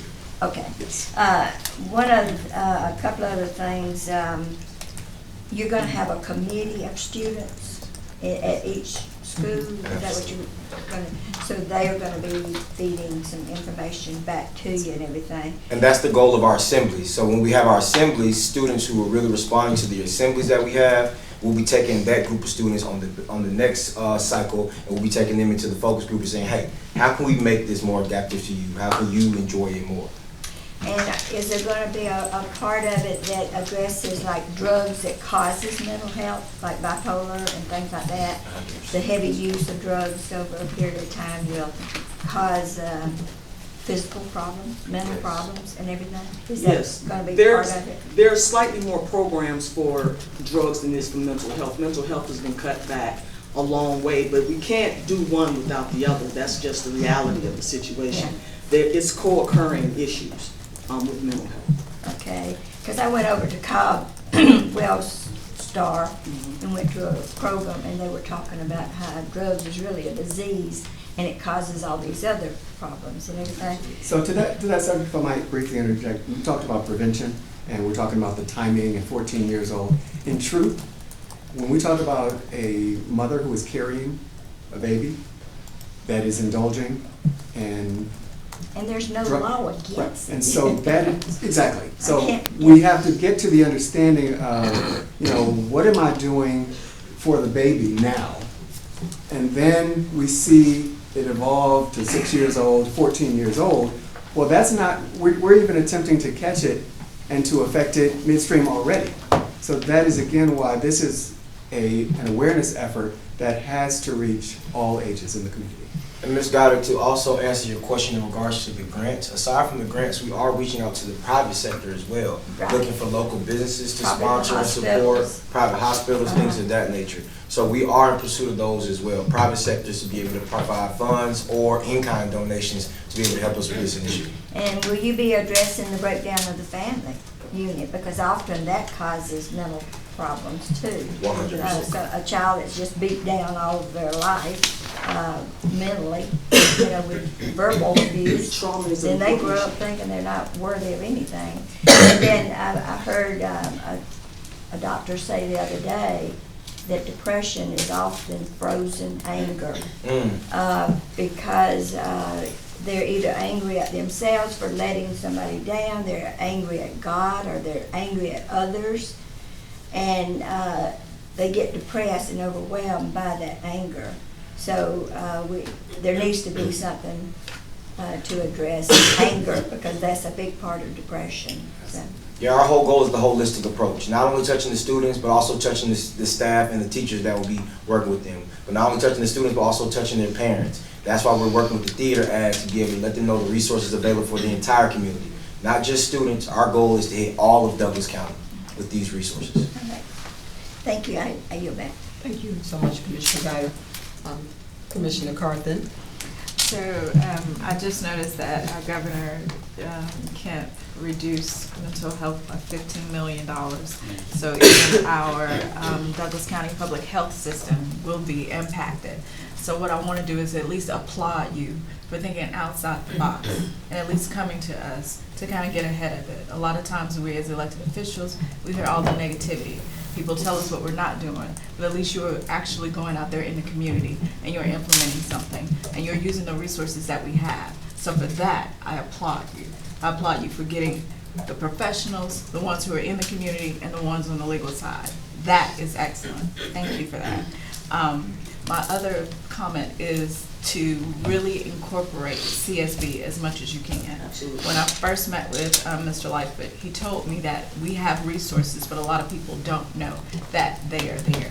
And I think that is our biggest problem in Douglas County, is that we do have these things, but people are not aware of them, just like the Connect Douglas. People don't know how to access it. So please, by all means, if this is approved, go in and really target getting people to understand how to access these things. Absolutely. We met as recently as Friday, Mr. Lightford. Okay. So we're completely in agreement. We have got to get away from our siloed method of operating and pull all the resources together. He's been an excellent resource already. Okay, thank you. So And I would like to say, you did mention them cutting mental health, but they also are cutting accountability courts. So mental health is going to take a hit twice because their mental health court is part of the accountability courts. So they cut mental health and they cut the accountability courts. So mental health will get cut twice.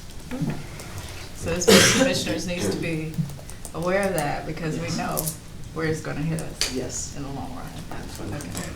Yes. Funded mandate. Thank you. I yield. I just have one comment before you clarify. And thank you all so much for working with mental health. Ray Lightfoot certainly is a breath of fresh air for Douglas County, and we're so excited about the Community Service Board. Are you aware that for prescriptions, we do have discounts for our citizens as well? For those prescriptions, we have cards available there. And also, I like that you mentioned the age 14, but also it starts sometimes a little younger. But I guess you just say on an average 14. National statistics. Yeah. And to speak to that, as he mentioned, we want this to be an ongoing thing. So our goal is to start in the high school because we know they're the closest to being adults and being citizens in our community. But our goal is to get to a place where we can have assemblies at every single school, all 35 schools in Douglas County. Our goal is to reach every single student in Douglas County if we can. When we can, actually. But we're starting at our high school students because we know they're the closest to adulthood. Okay. Thank you. Commissioner Robinson, you want to bring it up to real? Yeah, please. All right, so again, back to the ask, what you're asking for. And I want to clarify for my colleagues, our mental health was not committed to core. It was committed by us to make appropriations available every year. And there was the expectations that every 6 months, whoever was responsible for facilitating this money would provide us with a report and let us know how they progressed. During last year's budget cycle, we moved, we moved everything over into CSB. It was $450,000, recall, including $50,000 mental health.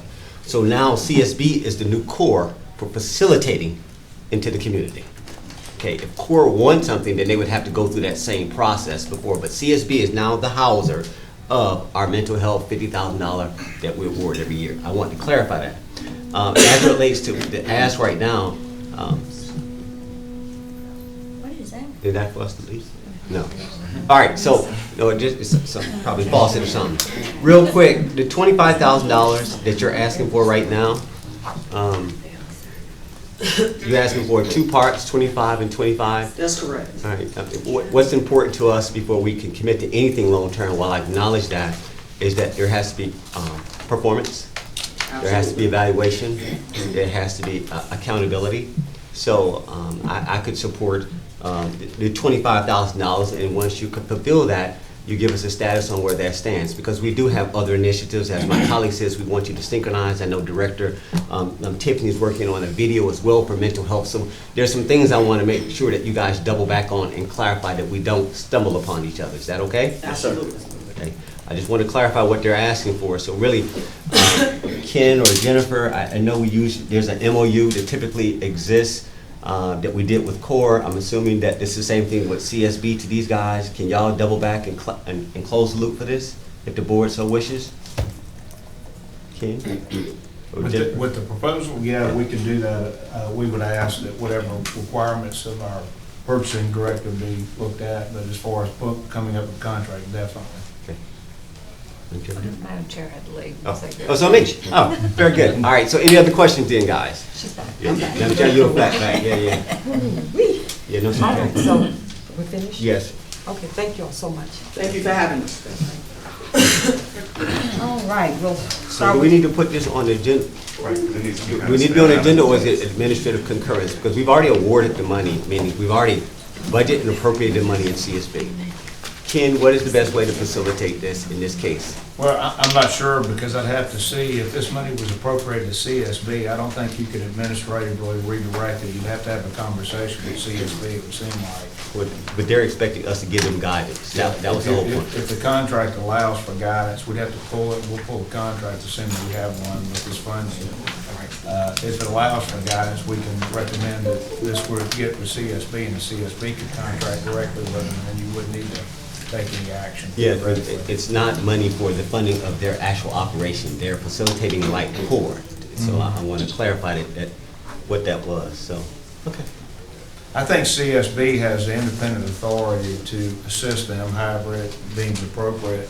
And if it comes to, if you're recommending to CSB that they meet with these folks, I think the chairman can ask them to meet with them. If you're making a formal recommendation to the county to meet with them, then you need some kind of proclamation to do that theoretically. Right. But I don't know that that's not administrative in nature. If we want CSB to take a look at these folks, I think Mark, the chairman, can make a call if they would please entertain them, because CSB is technically independent. We're not the only source of their funding. They also have their own rules for how they contract with third parties, so it would be up to them. Okay. If it's a direct funding source from the county, it'd have to go through our requirements. If it's just simply, this is something that the commission sees as a need in this community, please meet with these folks, I think it's up to CSB whether it wants to meet with them and entertain that. Right. Now, if it's tied to funding, that would have to be part of the contract. Does that make sense? Yeah, I guess without making this complicated, remember, we had an issue with CORE that we paused, right? That was the Board of Commissioners 5-0 voted for mental health awareness. And so we needed somebody to facilitate that, and it was CORE. For whatever reason the pause was, we said, okay, well, let's move it over to CSB now, since CORE right now, we're not quite certain, right? So that was we were giving guidance. Remember, there were 3 organizations under CORE that was getting money. I don't know if it was what Jennifer may know what those 3 firms were. All right, so we didn't get involved in the subgroups per se, other than we acknowledged them and we approved them as is. So I'm sort of confused why we've already got a model in place to facilitate this. We shouldn't have to recreate the wheel, is what I'm trying to get at. Well, we'd have to see the contract or whatever the funding source was. We didn't know. In other words, I'm sort of guessing as to where we are with CORE. If CBSB or CORE or whoever's already spent the money, then it's a new funding source that they would have to come up with the funds in their budget. If we still have the money, it was never spent, and we want to reconsider that, then I think the board can reconsider however it chooses to. Yeah, compliant with whatever its purchasing rules, obviously. Yeah, we're lacking finance input right now, because this is not a legal conversation. I mean, I get it, but it's like, okay, we know that the money wasn't spent. It hadn't been spent. Okay. So that's where we're at. So can we just confirm both the financial and the legal, Madam Chair, and we'll just double back on this? okay. We just need to hear from finance where they say the money is. Okay, cool. Before the contract, I'll get that. Right. Okay. Thank you. No, Good, everybody? I was just getting ready to say, she just basically said. Okay. Yeah. All right. Thank you. You're welcome. We'll move on to tab number 5 and 6, which they really go together. It'll be authorization to approve an equitable sharing agreement and certification with the district attorney's office, and authorize the chairman to sign all related documents, Laura Thompson, and then Bobby Holmes is next. They both have the same type of. This is just our annual approval that we can participate in the equitable sharing agreement, and it's just authorizing you to sign all papers. Okay, any questions from the board?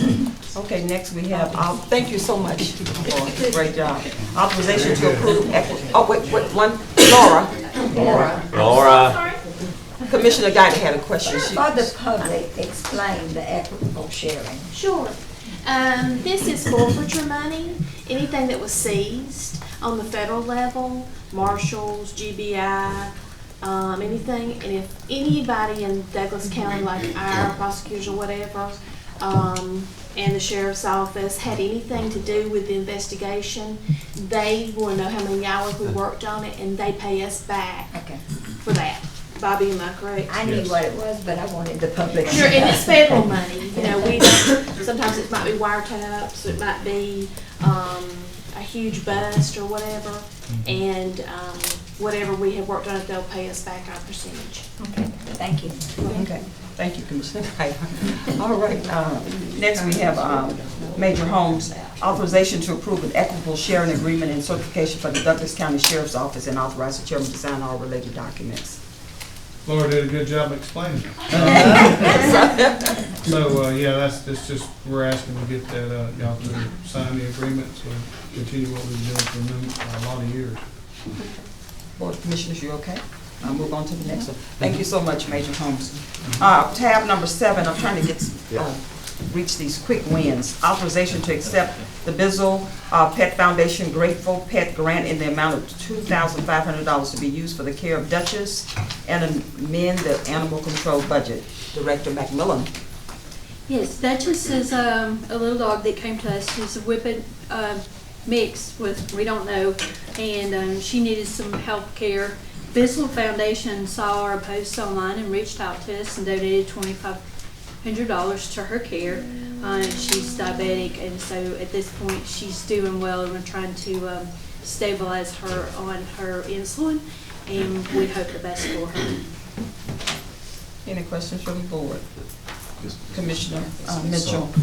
Yes, thank you, Madam Chair. So with that, was that enough to cover what you guys were trying to cover, or we had to add some additional funding to kind of cover whatever else that needed for this little one? At this point, we are up to the $2,500, so it will cover what we have, and we hope to receive some more donations, but we think we're really close to having her adopted and having her care.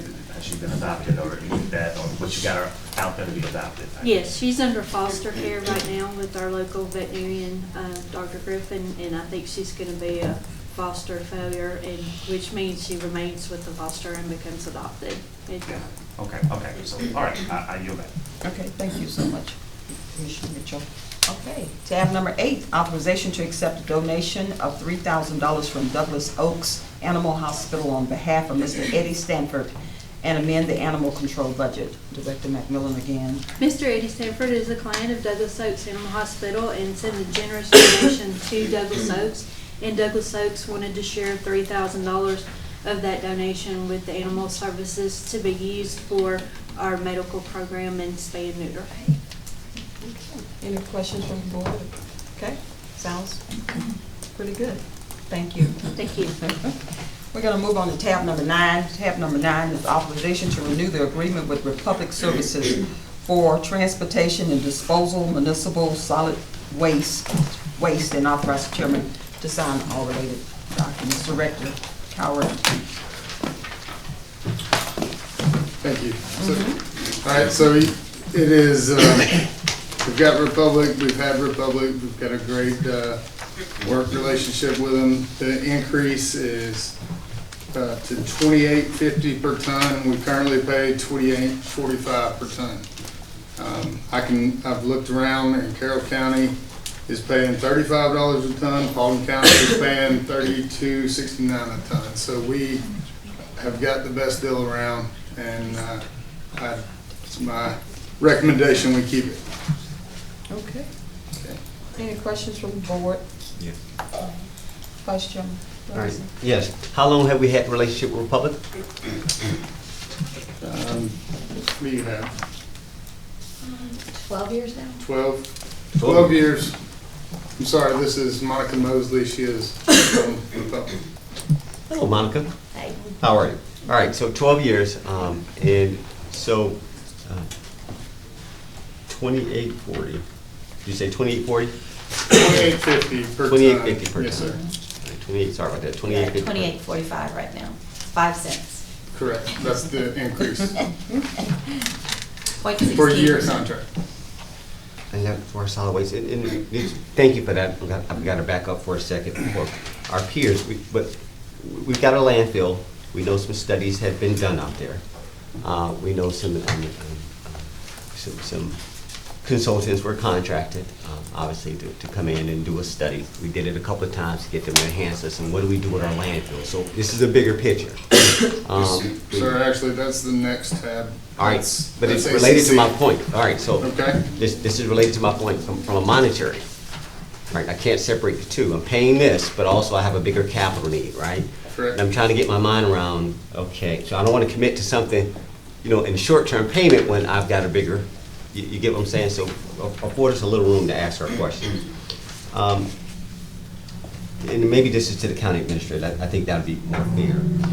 County administrator, I know an RFP was put out early last year regarding our landfill for the public. Can you just give some context on what that was and where we are? And so as the Board of Commissioners considers this annual commitment, you know, transfer state, all that stuff. Can you just real quick? Well, at the time, that's fine.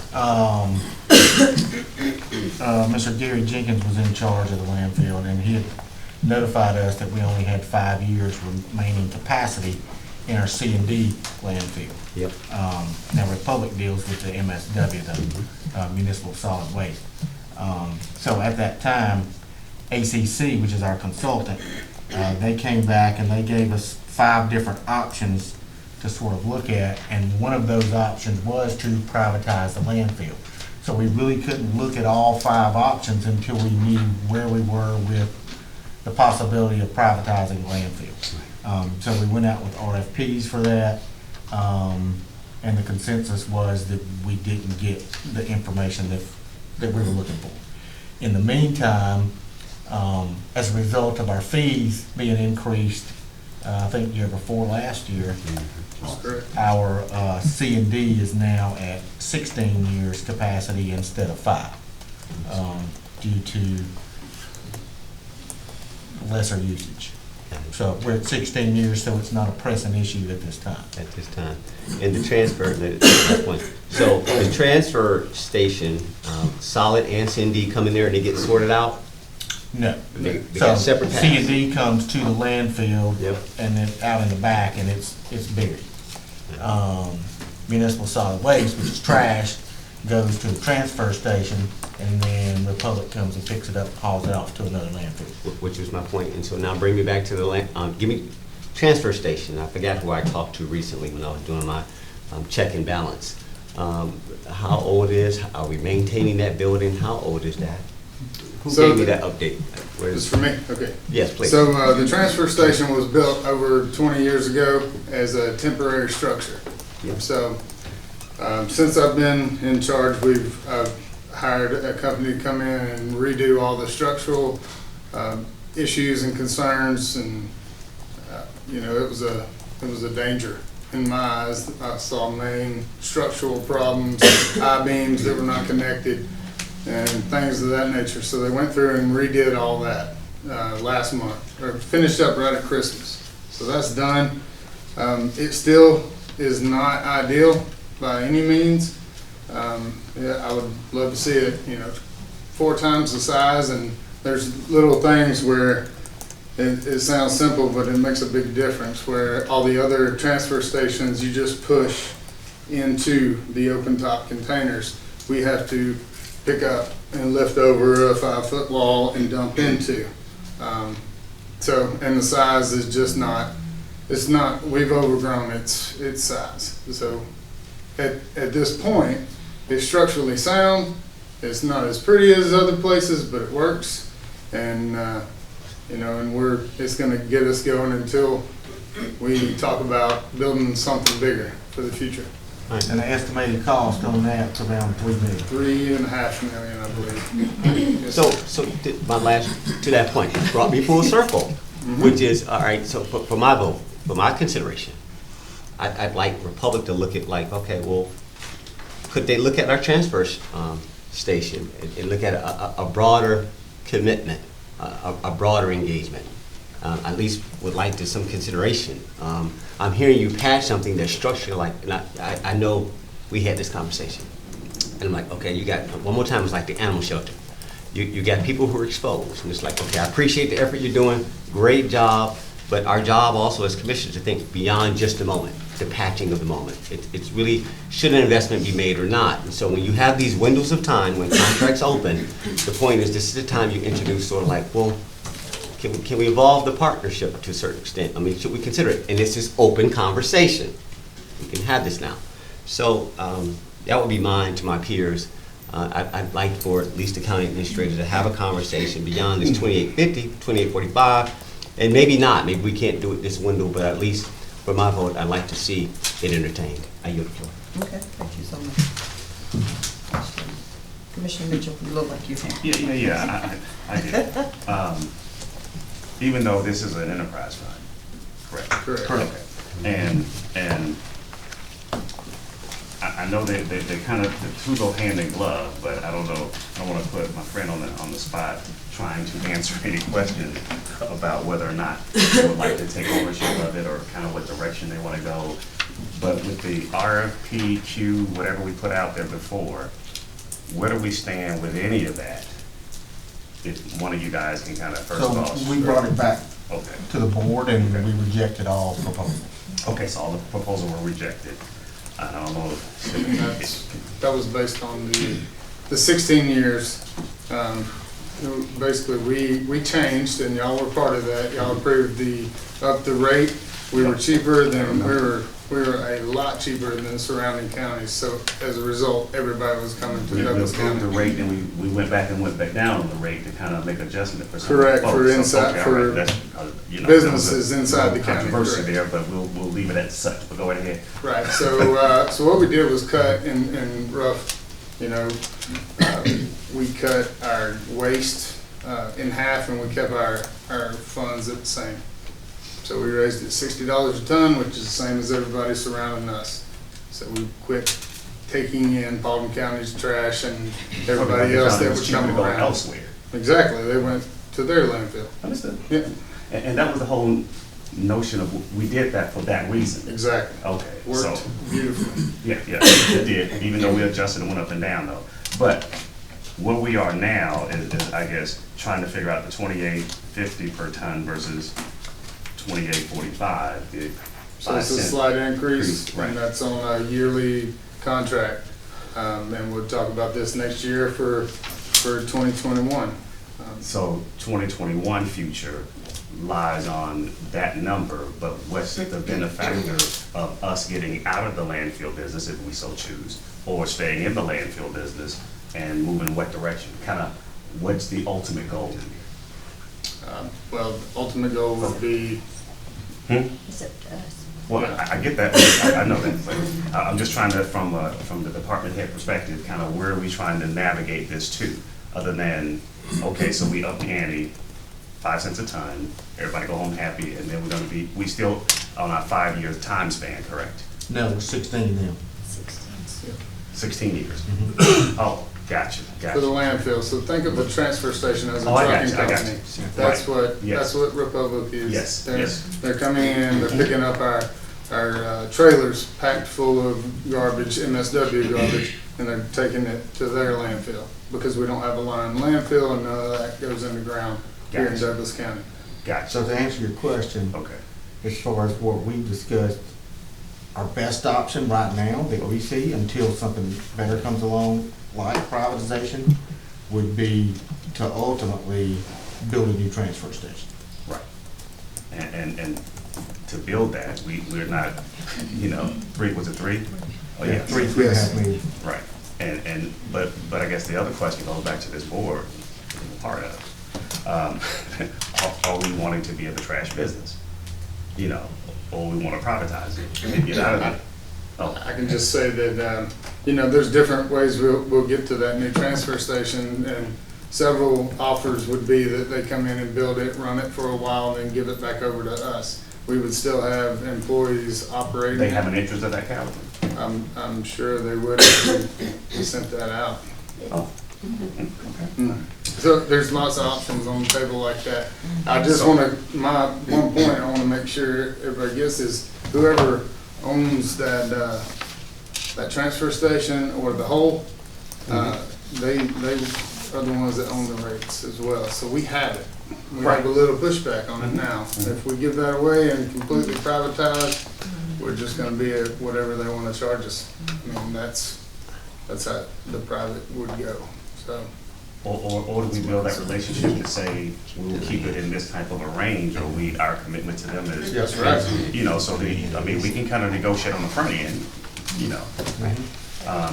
But I'm just making sure that we're not missing the opportunity of either staying in the business or getting out of the business.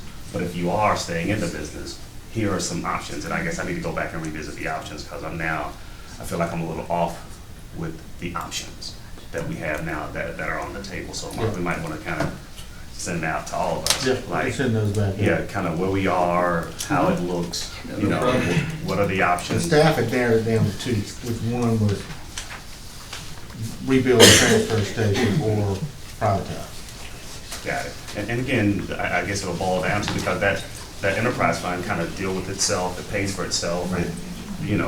We have really much more than, I guess, oversee as the overseer. That's it, so it doesn't, not like. Yeah, it's supposed to be run just like a business. Yes. Separate. Yeah, absolutely. And those funds are those funds separately for those, for that enterprise, period. So, okay, I'll leave it at that, and I guess we'll kind of, so how do we move with this particular item though? So, do we move forward with this item of saying, I'm assuming this board seems to be okay with the 5-cent increase? We got 16 more years or 15 more years to even consider anything else. I mean, look like our options are kind of a little bit more open. When does the contract end? May? May. So this year. So it's May to May. 1 year contract. So I think, like I said, Republic is the transfer station. ACC, what we're going to talk about next, is the landfill itself, the C&D. So this, paying the 5 cents extra per ton, we're buying another year up with them, with a company that is, and we've got our studies showing that we're still paying significantly less than surrounding counties. So this not buys us time, but we're in a decision-making process. Y'all are, and you want that's what I don't want us to get lost. We want to get right further down the road and see where we want to go. So that's what this does. Yeah, we still have to haul away trash. Yeah. So, I get it. So, okay, all right. Well, I just want to make sure, I'm just saying this publicly so at least everybody in the room can kind of make sure they're listening as to what that looks like. So, but outside of that, I'll yield back. Okay. Commissioner Guyton. Yes, Heath, if you are an enterprise, which means you're self-contained, your fees go back into the operation of the landfill and everything. They do not go over to the general fund. That's correct. Right now, construction and demolition, the C&D that everybody's talking about, goes into landfill because it will dissolve or deteriorate and rot and everything else. But the household garbage is hauled away right now, Republic. Yes, ma'am. And so how much, and you're saying it's gonna take like $3 million to do a new transfer station. That was one of the figures from the. Just seems like it's digging a hole and putting a roof over it. You wouldn't think it'd be $3 million. No, we're talking about a massive concrete structure with several tunnels for tractor trailers to come into with their open top container, their trailers, and the garbage goes into that. It has a scale on each hole. Well, now they have to scoop it out and dump it. They have to go in and scoop it out. So seems like there'd be a simpler way, but there is a much simpler way, but it's expensive for us to get there. But that's where we need to go eventually. Okay, but how much fund balance do you have? Do you have a fund balance in your enterprise? How much money you got saved or put aside? The only aside we put is for post-closure, and that's Sabrina could work to that. She gives me the number that automatically goes, and that's, she's got that. She holds the keys to that. Yeah, we just do it based off capacity and look at. So at the end of the year, if your revenues was higher than what your expenditures were, what do you do with the excess? I would buy equipment that is needed to continue running or use it for repairs of the facility. So we're not saving any, we're not capable of saving right now toward the 3 million. No, ma'am. We're not saving actively for that at all. It goes to post-closure fund, and it goes to running trying to keep the enterprise and the recycling center, the transfer station and C&D just up to grade, and that's where we are. Okay. All right, I just wanted to see if you had the money you putting aside or what, but. Based off the budget. That's something for another Based off the budget meeting. numbers that we had during the budget process, so the ending unassigned fund balance was $579,000. So you do have a fund balance? Yeah, there's a fund balance. Okay, all right. Don't have anything set aside for And maybe we can look at ways to build that fund balance so that in a couple of years, 2 or 3 years, maybe we can build that new transfer station. Absolutely. All right, I yield back. Okay, thank you so much, Commissioner. All right, we'll move on to your next item. So as far as that item goes, do we proceed with it on the agenda or? I believe we're going to proceed. Okay. Yeah, we are. Okay. Okay. Can I add to that? Yes, Yes. just to clarify. All right, so, again, I'm still gonna make my comment known that if we spend $5 million on the animal shelter cash, same location, and we just built it somewhere else, and we're talking about $3 million for a transfer station that generates money. I need y'all to follow the comparison. So it's like, okay, I get it. We can put this on the agenda for now, we can kick the can for a year, we can learn some more things. But I think I still would like, as a condition for y'all to look at this, bring that RFP back around. So if it's for timeliness sake, and I'm saying, well, if y'all got until May, you got a couple of months to work through this, to come back with options. Why do we have to make a snap decision today going into tomorrow? You got 3 months before the contract expires. That's the whole point of the board, to be able to do oversight, like give us some options. Do some math and come back with some real options for us to consider, since this is open now. That's my only thing, is just like we talked about it and immediately we collapsed back to make a decision. It's like, okay, y'all not hearing me. It's like, come on, I really would like y'all to really look at this. I really would like our partners to this is Republic. They are who they are. Help us think through this. Be our advisor. Don't be a transactional artist. Be relational. I think it's something here for y'all. So I would encourage y'all to look at this. But again, I have to go with what my peers want to do if y'all want to put this. But if you got until May, why can't they come back with an appropriate? So we have a clause on our contracts that has to be, we have to let them know within 90 days whether we are going to renew or not. We got a 90-day window, so it's not, so it's February, March, April, May. Right. So it's not till May. All right, I'm gonna yield. I'm gonna say go for it, but I still want that condition of looking at it. Can we have that at least? Yeah, we're gonna do Can we that. agree with that? We're gonna do that. As an action item? The condition. Thank you. We're gonna move on to tab number 10, authorization to approve Atlantic Coast Consulting Task Orders number 2020-1 groundwater monitoring and reporting services for the June event in the amount of $22,175. 2020-2 remaining capacity reported amount of $1,400, and 2020-3 groundwater monitoring and reporting services for December event in the amount of $19,930, and authorize the chairman to sign all related documents. Director Coward. Yes, ma'am. All right, so we came into it a little bit before, but ACC is our engineering consultant. We've had them for a while as well. We're at 10 to 12 years with them also. I can say that, they are They've been a great partnership. Ever since we've had them, we've had zero like strikes against us. I'm sorry, I forgot the word I was going with there, but Violations. yes, violations. So, I attribute that to the people they have on staff are actually, some of them used to work for EPD, so they're just really subject matter experts for what they're doing. Before we had Santec, we did have 2 violations with methane, and we had a very costly and lengthy suggestion to correct that and mediate the leakage of methane. We didn't go with them. That's when we actually went with ACC. We put in vents that were a fraction of the cost instead of a methane trench, and we've been under.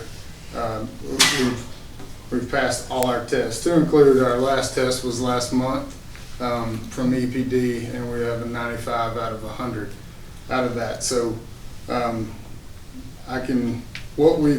what these 3 is 2 annual tests and then 1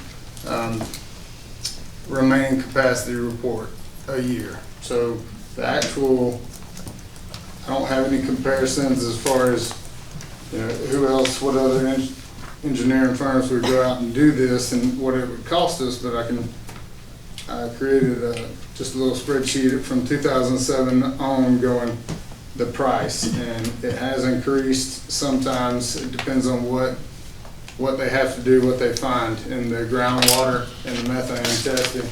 But this year's quote, we're actually $5,500 cheaper than we were last year. So my recommendation is to still go with ACC, and because they've been great for us this whole time.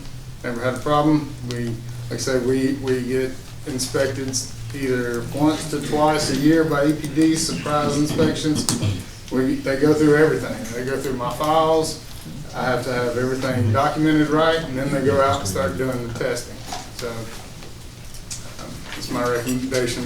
We continue on with this partnership as well. Yep, I have one question for you, Yes, ma'am. Mr. Rector. Scott.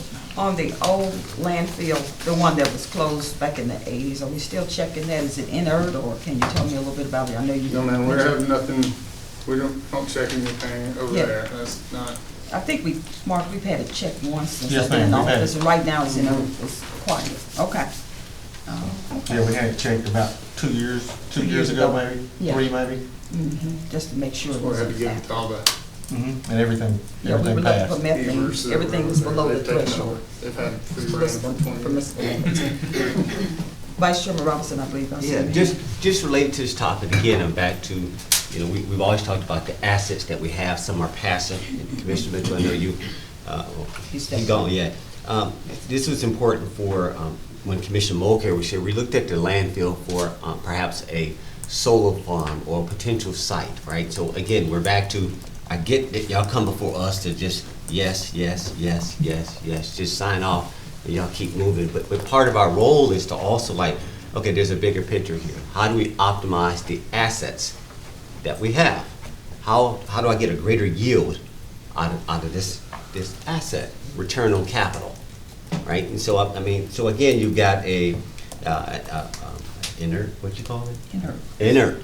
That's her role. An inert area over there across the street in that landfill, or even our existing that says, okay, can we put solar farms on there? Can we get some energy? I mean, I'm looking for the administration to give us some best cases. When I go to ACCG and we're looking at what other counties are doing, and you're like, wow, we come back to you guys and we're trying to apply it, and it's sort of like I'd like to hear some innovative stuff, like how do we get the most out of our land? And I get that you guys are busy, but I think this probably to the senior leadership, and so you're good, I know you just got your mind around it, so this is probably more to the broader senior leadership, like come on guys, you've got these passive assets that are sitting around here.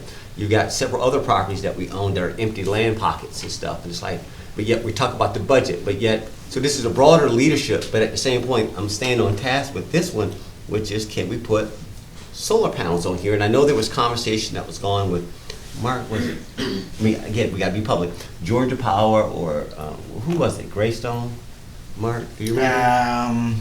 I think it was Georgia Power, but I wasn't in on that conversation, Yeah, so. yeah, it was some broader conversations to entertain, what would it take, and it was more of an educational primer, so it was not a direct transaction. It was like, what is solar, what does that mean for counties, how far along are y'all in getting over the, I'm gonna say the R&D cycle? So what do you think? Do we have capacity for this, Mark, or? We'll have to check on it and see, but yeah, we'll definitely look into it. Just as an action item, Right, not right. just out tomorrow, just. I may just add to it, we have a meeting that's set up with that Dion is working on for me. I met with a team last week about solar and the innovation regarding solar panels, but it wasn't Greystone or Georgia Power. They met with Trent North, and because schools are certainly another area that solar is very popular. So you were next, so we wanted you to sit down and just chat with him. So he's on the list. Okay, awesome. Thank you, Madam Chair. Yes. So I just want to clarify, so you are asking to continue the professional services with Atlantic Coast Consulting, although you haven't done another consulting company, just to see where their prices are in relation to them. That is correct, yes. And you're going solely because we haven't had any dings. I just want to make sure that I understand your reasoning. They're successful. We've had nothing but success from them, and they will. It's not like I've looked around. The charges are going to be around the same. Yeah. So why would I go with someone else if I don't need to? It was my only point. But I can get prices to show you that they're not taking us out to the cleaners, or they're all in the same ballpark. Okay. So I just wanted to make sure that was clear, just Yes, for ma'am. the constituents who are paying attention, that we are using this company because we believe that their services are good and they have dealt us well. Yes, So it ma'am. doesn't have to go through procurement because it is professional services, ACC. Got it. Thank you. I Yeah. yield. Okay, thank you. All right, I heard well. Yeah. Okay. Just to clarify, so so what is, go back to our policy, so again, and this is where we get convened, I can't let it go. So we got this firm that's been on the books for all these years, and because they're deemed as being good. But our policy is such, everything from, we would call auditors and stuff, we know the rule is break it up every 5 years, at least begin to consider it, right? So I get it, but you're creating cash streams for these companies, and that's been my point. Look, 12 years, 13 years, the same firms. It's like, okay. And I think there's something about that type of practice, that you begin to lock out other people for consideration. That's why you put policies in place like, okay, guys, let's at least revisit this, make them earn this, don't give them an entitlement or such a privileged path for a generation. And so while I appreciate that you feel comfortable, I didn't know where the chair of procurement was going with this, but I'd like to see this put out to bid. I mean, come back with something to give us to consider it. I mean, I get it, but we again, we like this and we want to keep them going, but nobody else gets a chance. So how do we know until you present it? They say, in God we trust, all others bring data. So show us, I'd like to see it, but so I don't think I would support it without consideration of a formal, bring us some quotes. So go ahead. I think we did this a few years ago, but I'm just going on what was said we'll here have in to the look back public. and see. We'll have to look back and check and see exactly when we did that. It just, again, based on what was said publicly, what we're hearing almost a decade run, that was more than even our auditors. And so it's just, yes, it is professional service, but again, how much is the contract? How much is it? There's 3 task orders, Three parts. $22,175, $1,400, and $19,930. All right, so altogether it's over, yeah. 42,000, 43,000, something like that. But yeah, we'll check and see when the last time we went out for RFP. Can we find, But if I remember we can do that correctly- today. I mean, I'm not Yeah, trying we to can slow do it that. down. Just can we get some information, please? That's all I ask. Madam Chair, is that okay? Mm-hmm. That's good. You want to trust but verify. All right, thank you. All right, thank you. All right, I'm trying to hit some quick wins. Tab number 11, authorization for the fire department to accept an anonymous donation of $4,500 and amend the budget. Chief Spencer. Yes, ma'am. This is a local business that wishes to give the fire department $4,500. Okay, any questions from the board? Pretty self-explanatory. Thank you. Yes, ma'am. Really appreciate that one. And then I'm going to move to tab number 15 right quick. Authorization for the DC DOT to join Georgia 811 notification system and authorize the chairman to sign all related documents. Director Valentine. I'm just going to... Good morning, Madam Chair and Commissioners. This service is statewide, and it is used whenever contractors are going to be building or digging in the right-of-way. They notify the utilities to mark their locations to prevent damage to their facilities. What we have found is that unfortunately Douglas County was not part of this system previously, and our facilities have been hit recently, and so we're trying to avoid damage to the facilities by joining this particular system that is under the auspices of the state and the Board of Public Utilities. The cost to do this is nominal. Initially it's about $200 for the application, and then less than, say, $150 a year for ongoing fees. Okay. Any questions from the board? All right, pretty simple. Thank you. Thank you. I'm not going to go to your next one yet. I was just trying to speed it up a little bit of those ones that were quick wins. Tab number 17, authorization to approve a lease for warehouse and rental space for the Board of Election for the storage of new electrical equipment for voting, subject to final legal review. Director Kidd. Okay. The Mondo board is not ready, but I have paper versions as well. Did we need the Did you need the Mondo pad? I have it in paper format as well. Okay. No problem. These are papers.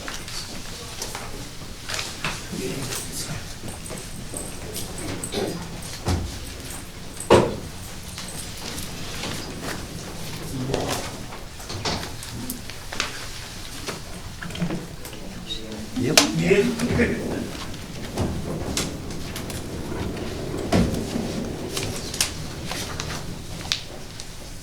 Wow.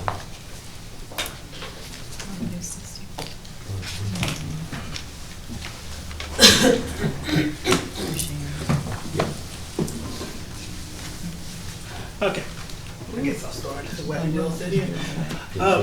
In 2018, the state of Georgia was ordered by court order to eliminate the previously current voter registration and election system for the entire state. Part of that order means changing how we do elections here in Georgia. So as of 2019, the state selected a new company that would be providing voting equipment to the state. That's Dominion Voting Solution. The boxes that you've seen coming into the courthouse as of late. Douglas County currently, the courthouse. The courthouse, which currently houses our elections and voter registration department, was essentially opened at the same time that the courthouse was open. Previously, at that time, we had under 40,000 registered voters. That's total. Currently, we're at 102,903 total registered voters for Douglas County. The problem that we're running into is with this change to a new voting system, we're unable to even house the components of the new system. We went from a one machine DRE unit to this is just a small portion of the new system. I have some more components downstairs, including a decision that was made at this point a week and a half ago of changing to a battery backup, because the law requires that each of these components be able to operate for 4 hours off off of battery power alone. So to do that, the state of Georgia has contracted with Dominion to provide the new system. But part of that contract is they're evaluating the current system, so we get changes on a daily basis. The battery backup for these systems is a 50-pound UPS. I have at this point 399 downstairs in my warehouse at this point. But we're here today because the process that I have an agenda item for actually began with Douglas County in 2018. In 2018, in order to be proactive, we realized that we would probably not have enough space to house and program all of the voting equipment that we would be getting. So we began to search around for alternative space for our office to either rent or purchase on a county level.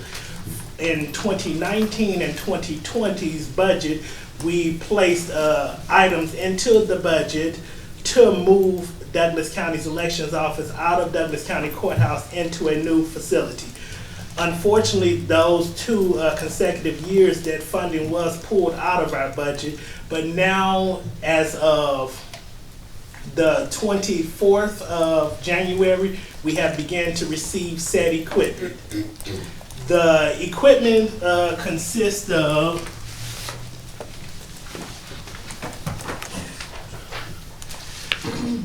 this is, I'm gonna give you some terminology. Let me explain some terminology and explain what it is that we do. This is a ballot marking device. The ballot marking device takes the place of what used to be referred to as a DRE, or direct record electronic unit. The ballot marking device is essentially how voters pull up their ballot. Part of every ballot marking device now, they're equipped with a printer. The printer was part of the decision that was a court order handed down to the state of Georgia, is that every ballot that's produced by every elections office in the state has to have a paper printed out version of that ballot. So for Douglas County, we used to only have a capacity to send out 240 DRE units. Now, because of our numbers, we're at 417 units that we will be deploying starting March 2nd. Part of every 417 BMDs, there's also 417 printers. These 2 components, like I stated earlier, have to be able to operate on a 4-hour cycle off power. Previously, when Dominion contracted with the state, they had an 80-pound backup battery that attributed every 3 units. But after someone picked up an 80-pound battery, they realized that 60, 70-year-old poll workers may have an issue with an 80-pound backup battery. So 2 weeks ago, they changed to a 50-pound backup battery. The 80-pound backup battery, we were going to receive 126 of those. Due to the change to the 50-pound backup battery, we received 399. We essentially are at capacity at this point and are currently probably violating some fire codes with a number of things that we have in our office downstairs. So I'm presenting you all with a packet today. Part of that packet includes a potential off-site location that the owners of the county contracts with an office supply company called Douglasville Office Supply. Their previous location, in the whole packet that the commissioners have, if you take off the last part, it's stapled together.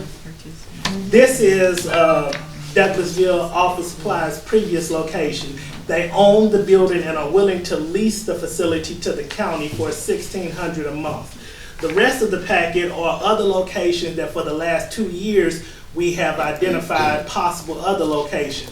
The $1,600 a month rental fee is actually lower than any of the other sites that we've found. I will, for sake of clarity, state this. The county does need to start looking at possible options of moving the elections office. We are beyond capacity at this point, and now we're at a point where, Madam Chair will understand this, we have to triage and stop the bleeding. We have what will be the largest election season period until the next one comes about, coming online. Starting tomorrow, we will start to mail out ballots. Part of what we do in elections and registration is, I mentioned the 417 BMBs, 417 printers, 399 backup batteries. We have other components, which are iPads. The iPads are the express polls of how we look up voters. This is a polling place scanner. We have currently downstairs 43 of these. I anticipate another 26 arriving. This system right here is the whole setup that goes to 31 locations minus 3 more carts with more equipment. We have to, prior to every election, touch and do what's called logic accuracy testing for every piece of equipment that goes out. Part of that logic and accuracy testing is testing the machines as far as how the voters will be utilizing machines and running mock elections. So every piece of equipment has to be opened up, every piece of equipment has to be accepted and tested, and we have to transmit those results back to the state. We do this prior to every election. So for the March 24th election, starting February 10th, continuing until the process ends, we'll be opening up all of the new equipment we have, testing it. We'll be placing that equipment onto, at this point we have 62 carts that will be going to 31 locations.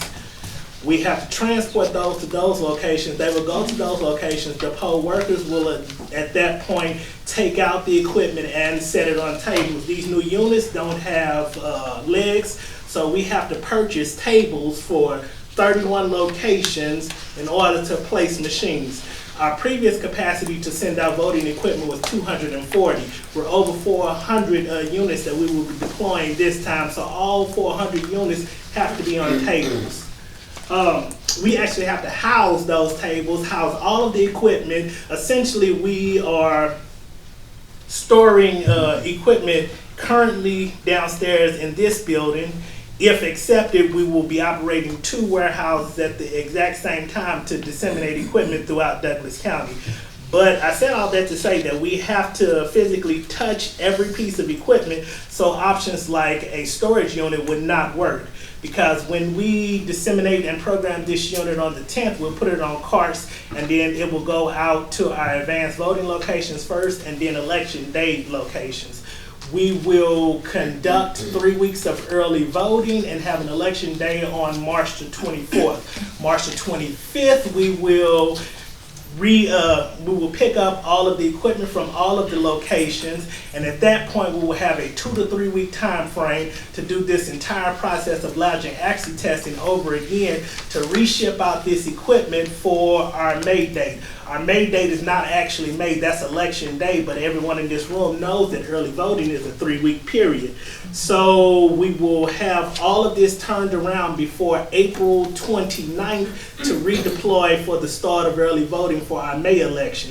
We'll do this again at the end of our May election of bringing it back in and wiping out the previous election to put a new election on there to send this out for a possible runoff election starting in June. We'll bring this back again and redo this step. As you can see, the redundancy of it is what makes this a tiresome process. But my staff and myself will get through all of that. We need space. We have to lay out equipment in order to physically touch it and program it. And at this point, we cannot handle the current equipment that we have. We went from one small unit to this. And every county in Georgia has to operate with all pieces of the current equipment. So you have found a piece of property? Yes, show everyone else. The property that we found for $1,600 a month is approximately 3,700 square feet. If you flip through, you can see some of the inside of the unit. This was the previous, the owners of Douglasville Copy Supplies who currently service our copiers for the county. But this is their previous warehouse space. So we would have to go in and clean out. They were using this as old space. For the last 2 years, they haven't been in there, but the building, they own the building. So we would end up cleaning out the facility. The facility already has an alarm system. They already have telephone lines, the power works. We even, prior to your approval, have a key to the facility that any county officers, including the fire marshals or things like that, that need access to the facility even prior to approval to check off are able to do so. I will say this though, we're at the 9th hour at this point. It's not because of what the county did. This is just a predicament that the state has placed the county in. With the delivery of the new equipment, I have email chains stretching back the last year of the county asking the state for a time frame of even when they were going to deliver equipment. I will say that we have had 3 deliveries of equipment to the county at this point, and we literally, for most of the time, had either the exact same day's notice or 1 day's notice. The last delivery, they called on a Tuesday to drop off 399 50-pound batteries, a myriad of suitcases and other components. They called with 1 day's notice to drop it off that same day. I asked them at that point to give me a day to even get staff to be able to handle this unit. If you were around the county on Friday, the lower half of the building was covered with boxes. That was my staff and myself accepting this equipment. From the time frame of the first shipment came December the 23rd. Like I say, we have been given no advance notice of when equipment was coming. Even when you ask the state, this policy from the state's perspective has been ill managed. But now the county has to step in because Douglas County's name is on the line. And they won't see the Secretary of State's office name when they come and cast their ballot. They will see Douglas County. And I refuse to allow Douglas County to be perceived in a negative light when there is nothing that we can do. But this is something that we can do to help facilitate this process for the citizens of Douglas County and make sure that every person that's legally eligible to cast a ballot is able to do it. So the proposal is for $1,600 a month, we can rent this space. Yes. Legal is currently reviewing the contract. Legal is writing up the contract as we and then speak. part of, and then we have on here subject to final legal review. That would also include fire marshal inspection, and we need to get the building department over there to inspect the space just to make sure we don't see anything wrong with the property. But I would urge expediency in this because we are at the 9th hour at this point, with an election starting tomorrow. Mr. Robinson. Yeah, and I'm gonna keep this going. I'll be quick. I've got some real estate colleagues that probably can weigh in on what we're looking at in the way of physical. But we get it. We know that Douglas County, in essence, has aged out in terms of our assets, some of our facilities. We get it. And obviously, we're very aware of that. Obviously, the number of people that have moved in here, we get it. And now we're here with what they call those mandates from on high. That's life. That's government. And it happens from time to time. That General Assembly, they drop it, and it is what it is. We have to respond. We're not the only county. There's 158 others that are subject to the same thing, that had the same drop shipment on them. So I get it. So the question is, what does Douglas County do? Madam Chair, I mean, what you don't ever want to do is compromise the electoral process, the election process. We have no choice. And not that I care that it's a choice. It's just one of those where I can support this. I look to staff and you guys say, okay, what's the best option that I just want to make sure it's protected. I want to know, like, okay, if this is, all right, so if somebody has this now, what's the rate we're really getting them? You know, y'all work out all that due diligence. I won't make this one of those moments. But we got to go. So let's not make this hard. You were very thoughtful. You laid this out quite well, so thank you for that. Supervisor Kidd, and so I yield. I'm fine. Just it's time to move. Just as a side note, to help to not even sweeten the pot, but this is just a reality. The state spent $102 million in the initial investment of equipment, so there were some funds that were left over from the $150 million allocation that the state did. So currently, my office is applying for 2 different grants. We have a $10,000 matching grant, which we have surpassed at this point, that you can apply to the state for reimbursement of funds for physical equipment and things like that. We have met that requirement. There's also a $15,000 reimbursement that will be issued to the counties if they can show that they have either provided items for physical security of the equipment or to deal with ADA compliance. We're currently in the process of securing some ADA compliance materials that we need for our polling location. So we should hit both of those two numbers. So that will be a $25,000 injection back into our budget, but that's just a side note. Understood. And again, that's something administratively y'all guys should do and bring it back around as far as applying for that process. But you still have to get, you have space constraints. Yes. That's administrative. Like, I get the grant process, let that run. You got space that you got to go now. So that didn't make me change my mind about the urgency. No. That I got to go right now. So, Madam Chair. All right, Commissioner Gotti. Yes, Mark, was there no place else that we already have, like in the bottom of the fire headquarters? No, ma'am. We checked everything. So you were consulted in all this and everything? Yes, ma'am. Okay, all right, I go back. Okay. Okay, Commissioner Mitchell. So with that, is this gonna be an ongoing monthly Yes. fee that would be from this point forward moving forward? Because this is where you'll house and this will be your extended arm of equipment. Until if the county chooses to move our offices out of this building into a larger facility, this will be in perpetuity. Got it. So then everybody's clear, this will be an ongoing expense. Yes. That will be monthly added to your budget. So Yes. that needs to be in a budget adjustment Yes. for your budget, because I don't think you prepared to handle, what is it, $600 a month? 20,000. 16. You said you have the money in your budget. Well, but we can't, got this, we can't speak for that way though. I think it's gotta be an addition too, because right now, yes, he may be able to house it for a minute, or may be able to absorb it within his budget for a minute, but this sounds like it may be ongoing until we find a home of what this will be. But right now, based on the 11th hour that we're in, based on what we need today, based on, we can't anticipate that you get the other $20,000 and all this other all these other great things. If they come, that's a bonus. But right now, I think you need X amount of dollars expended to your budget to cover this cost. In addition to, is there any other cost that goes along with that rental fee? I mean, gas, light, water. We will be responsible for the utilities in that facility.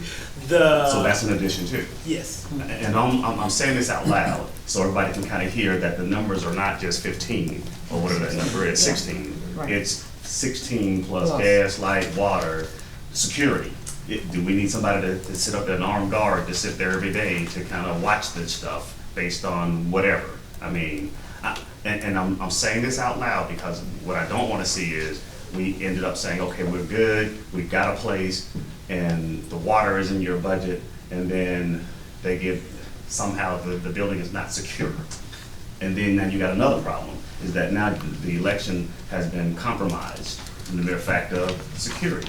Now, I'm not saying that we need it. Maybe the alarm system in the building, maybe the high-tech alarm system that sprinklers, the whole nine. So I'm just thinking of everything else that needs to be said outside of just, we got a place now, and now we can turn them on and somebody can work them or not.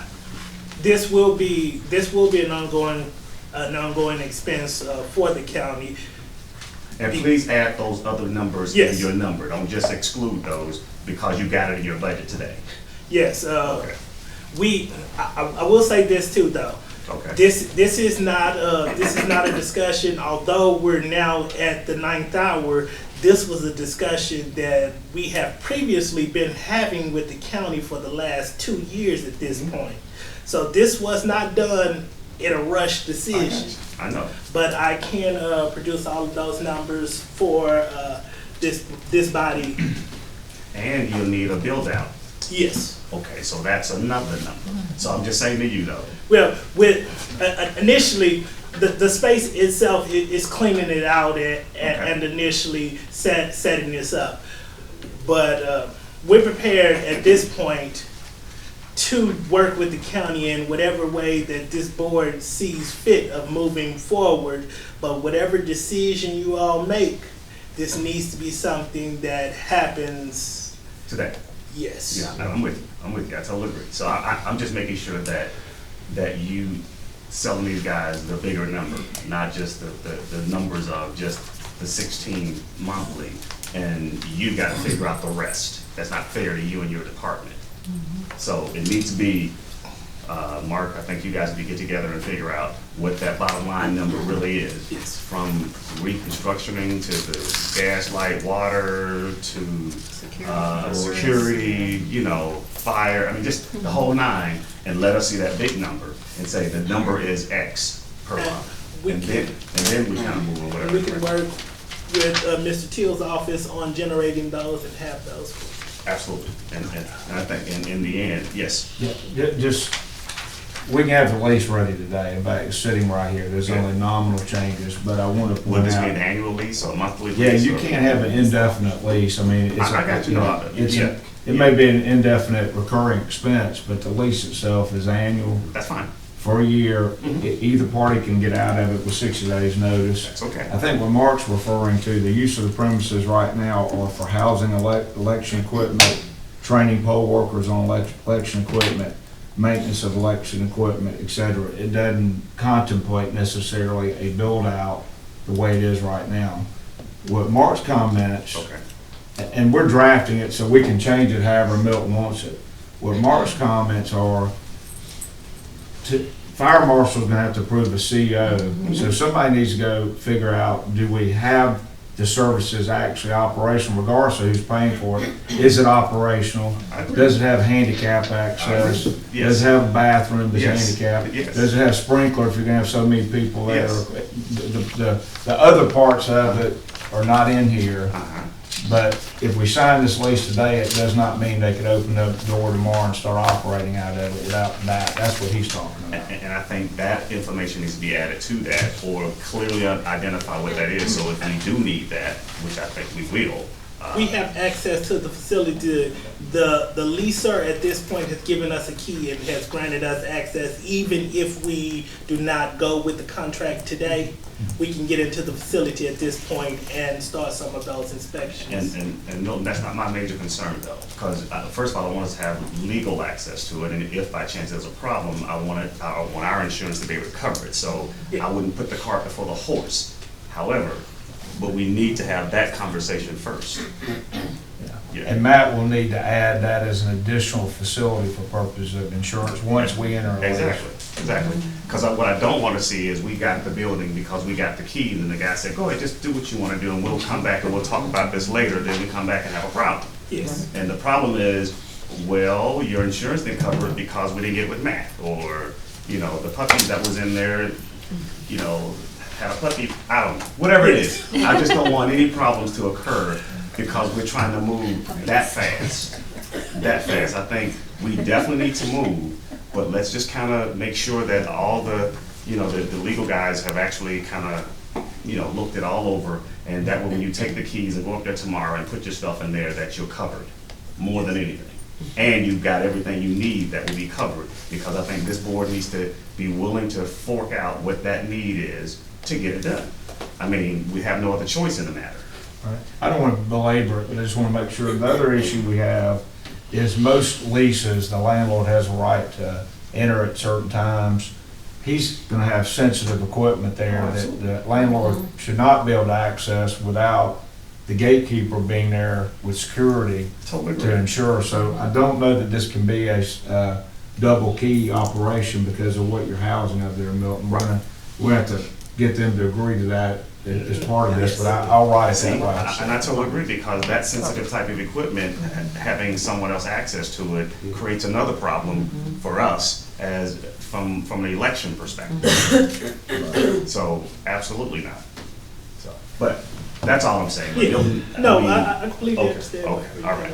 So outside We're of in that. agreement. Yeah, okay, all right. Outside of that, I yield back. Okay, I just wanted the board to know that I had a preliminary meeting with Milton on Friday, had an opportunity to look at the state's constraints, and it is very tight. But I did pose those same questions that we are discussing now about particularly the fire marshal. I also want to make sure that the roofs are solid, make sure that it's secure. You said you would be having staffing inside of the building most of the day, but on Fridays and Saturdays, it'll probably be closed. Yes. Certainly, I talked about some sheriff deputy intervention. Certainly, we want to make sure that it just, especially around election, that thing needs to be, almost put the Marines around it, just to check it all day long, check and balance. I don't want to take our eye off of it because of the election.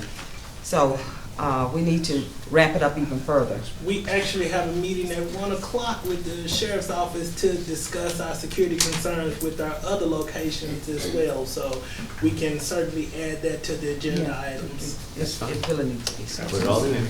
Okay. Yes. Yeah. Yes. Okay, Commissioner Gotti, I believe you have one more comment. Just one We're gonna more. move on. Is it on a slab? Because you're gonna have a lot of weight on it. The building is ground level at this point, so. It's on a slab? Yes, I believe so, Concrete. but I can find out about that. Okay, because if it's built up, you've got a lot of weight. No, it's ground level, I believe it's just on a slab. Okay. Madam Chair, what's the contemplation on the next step? I just want to make sure we can have this lease modified today, however the board wants to go. We don't have the numbers, obviously we have to get those from Milton, but we have the lease, we can have the lease ready today. It's sitting here with a few changes based on what y'all heard the comments be. I think we'd want Matt to look at it. Yes. But we really wouldn't want to execute it without some due diligence that Mark was talking about in advance. So is it contemplated, we're in election start tomorrow, is it contemplated the next meeting, or we approve it subject to? I think we need to approve it if the board sees fit tomorrow, subject to. I think I would totally agree with Is that all right with the board members? We'll put it down as new business. It doesn't have to be. Then what we're talking about a work session, that's right, okay, so it'd be on the agenda as a consent item.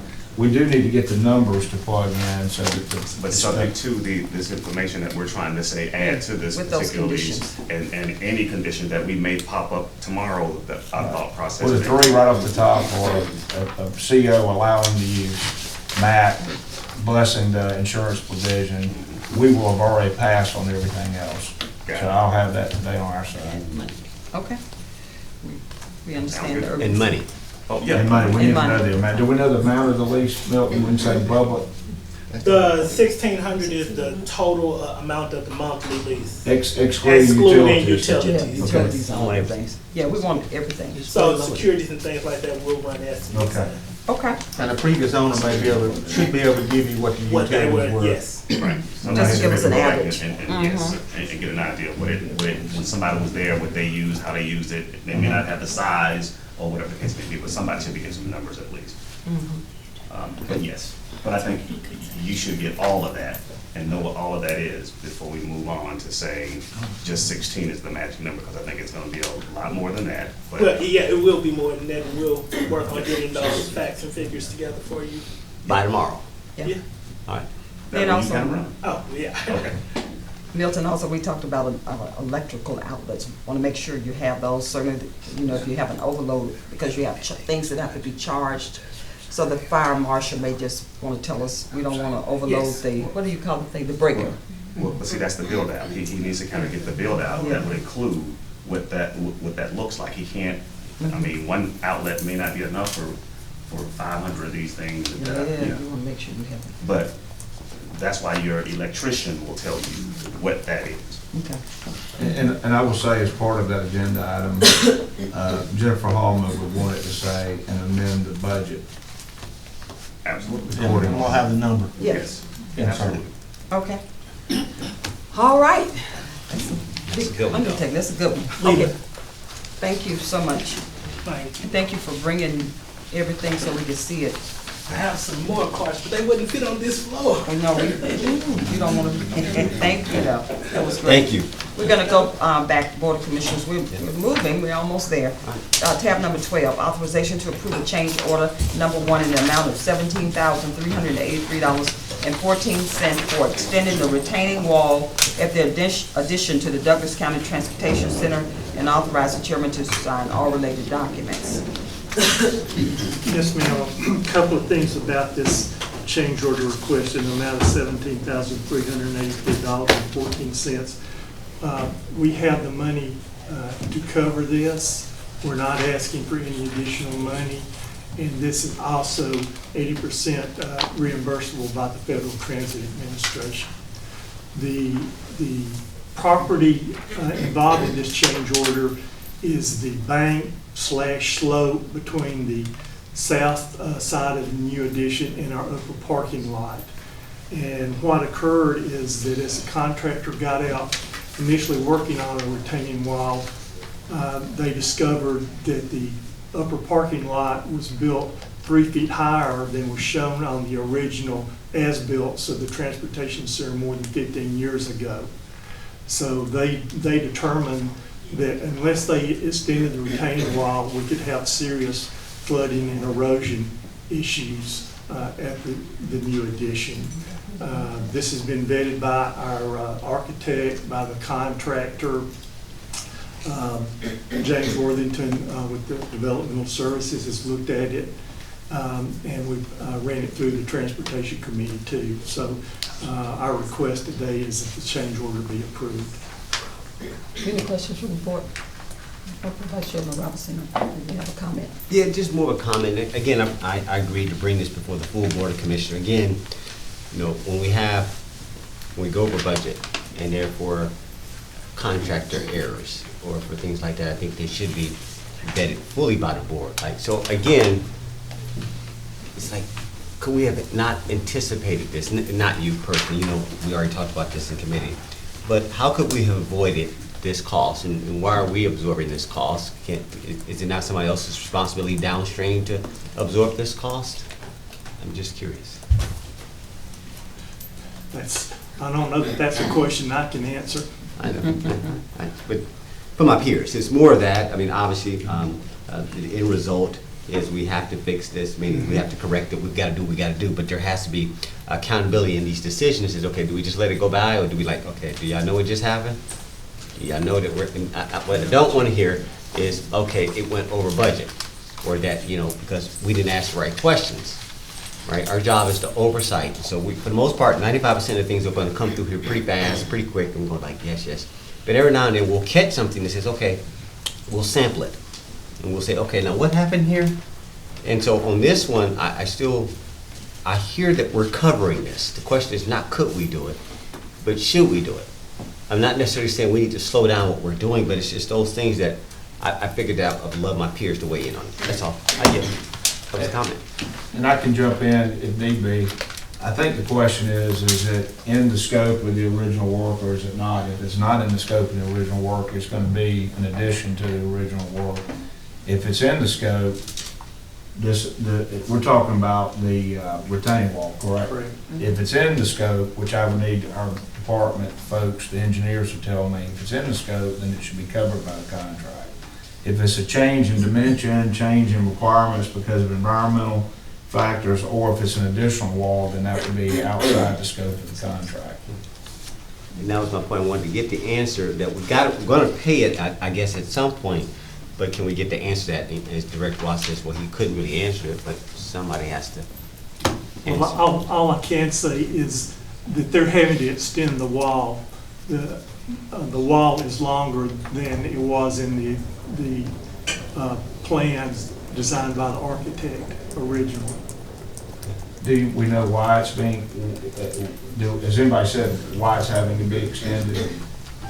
Why it wasn't in the original plan, I guess is a better question. Because the as-built, correct me if I'm wrong, Gary, the as-built that they were all 3 feet. Existing building were incorrect. Yes. And the existing building was built how many years ago? More than 15 years ago.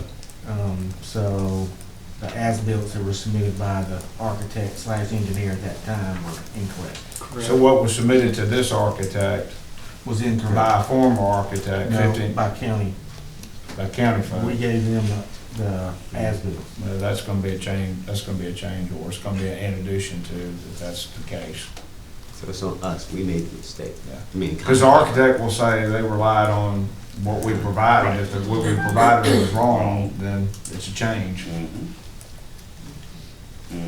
It wasn't really our mistake, it was the as-built, whoever approved the as-built back, when, but 15 years ago. They were incorrect. Right. Okay.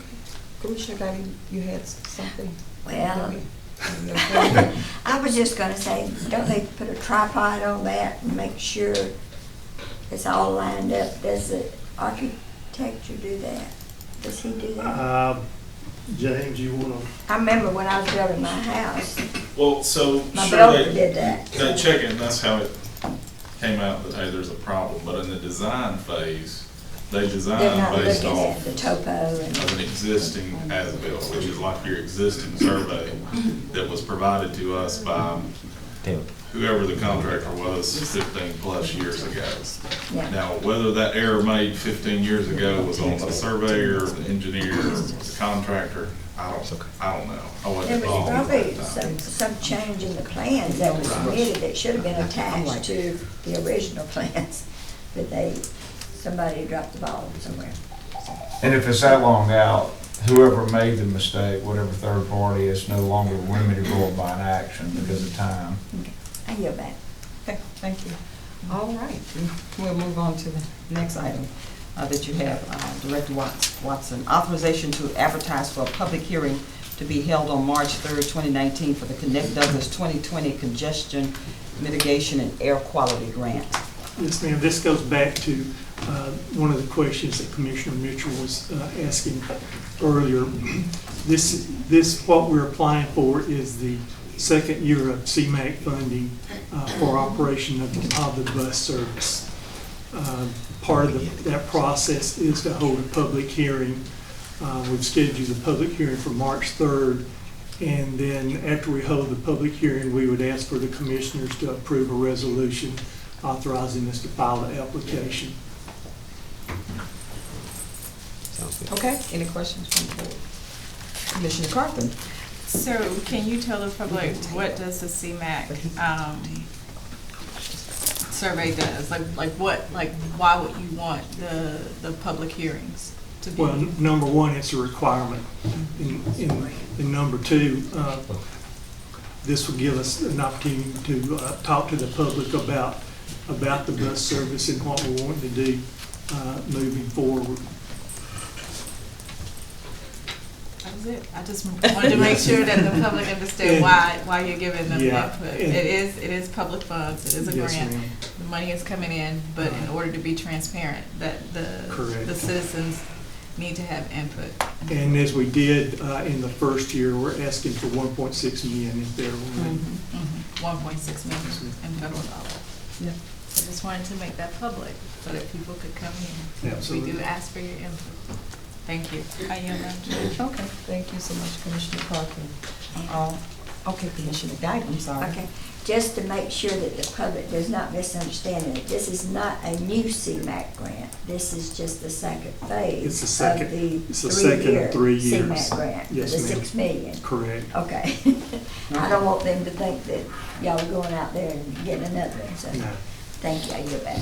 Okay, we're gonna move on to tab number 14, authorization to award a task order for consulting engineering services and Pond and Company in the amount of $28,592 to be funded from the 2016 SPLOST funds pursuant to the on-demand services contract RFQ 19-003 for the Anawake Road and Fairburn Road intersection improvement project, and authorize the chairman to sign all related documents. Director Valentin. Thank you, Madam Chair. As a bit of background, the board approved a separate contract for the intersection of Riverside and Thornton Road. And this intersection is very close to, I'm sorry, I said Thornton 92, State Route 92. And so the intersection of Anawake also has some congestion issues, and they are in such close proximity that one impacts the other in terms of traffic flow and movement. The contractor, the consultant that's going to be doing the initial field reconnaissance phases, getting the field data, traffic volumes, and performing some of the initial analysis is going to be in that area, and it made economic sense.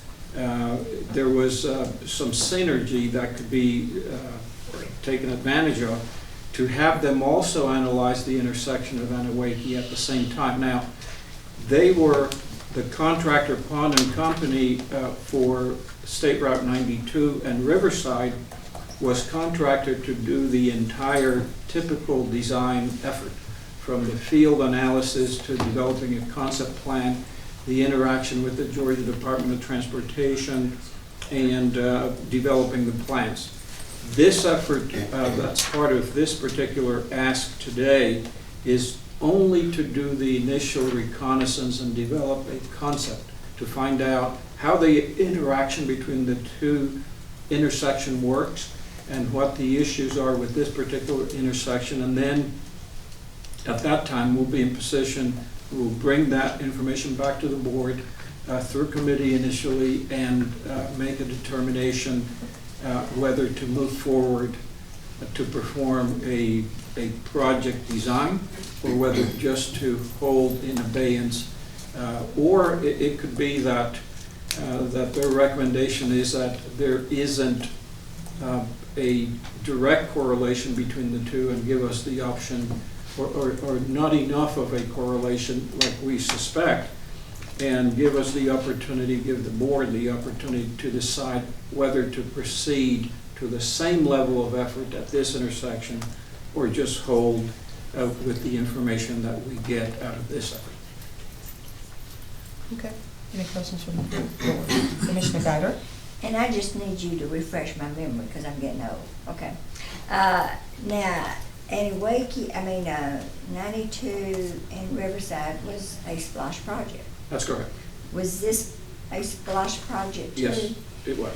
Now, there were some, I can't remember how much money was put in that, but wasn't it moved to the Lee Road project?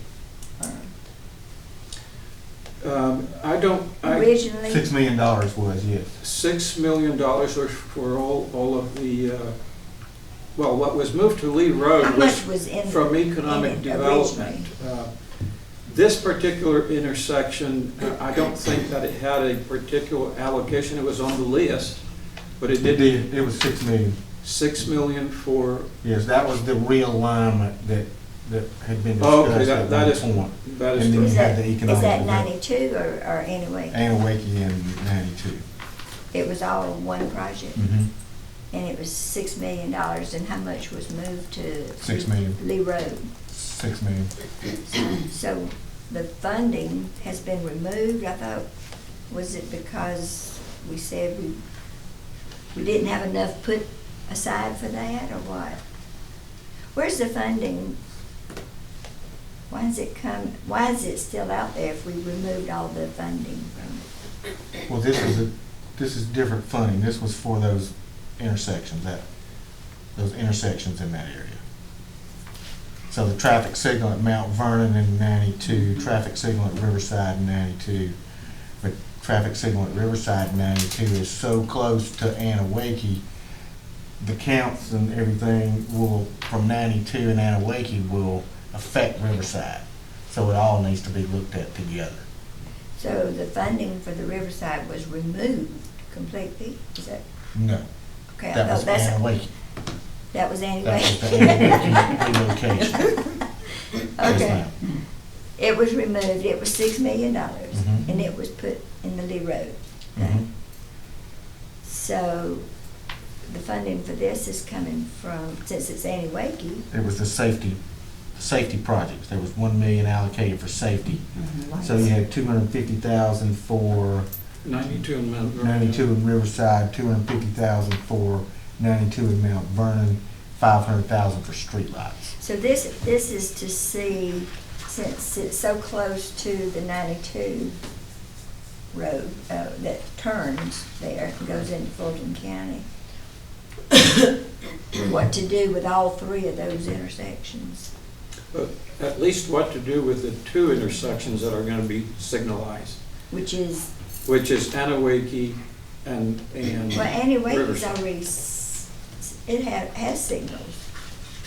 Yeah, yes, but. Yes, it does. But the traffic, the truck volume that goes through the intersection to make that left turn or make a U-turn, which is what's happening, is impacting. There's. You're saying as they come out of Parkway?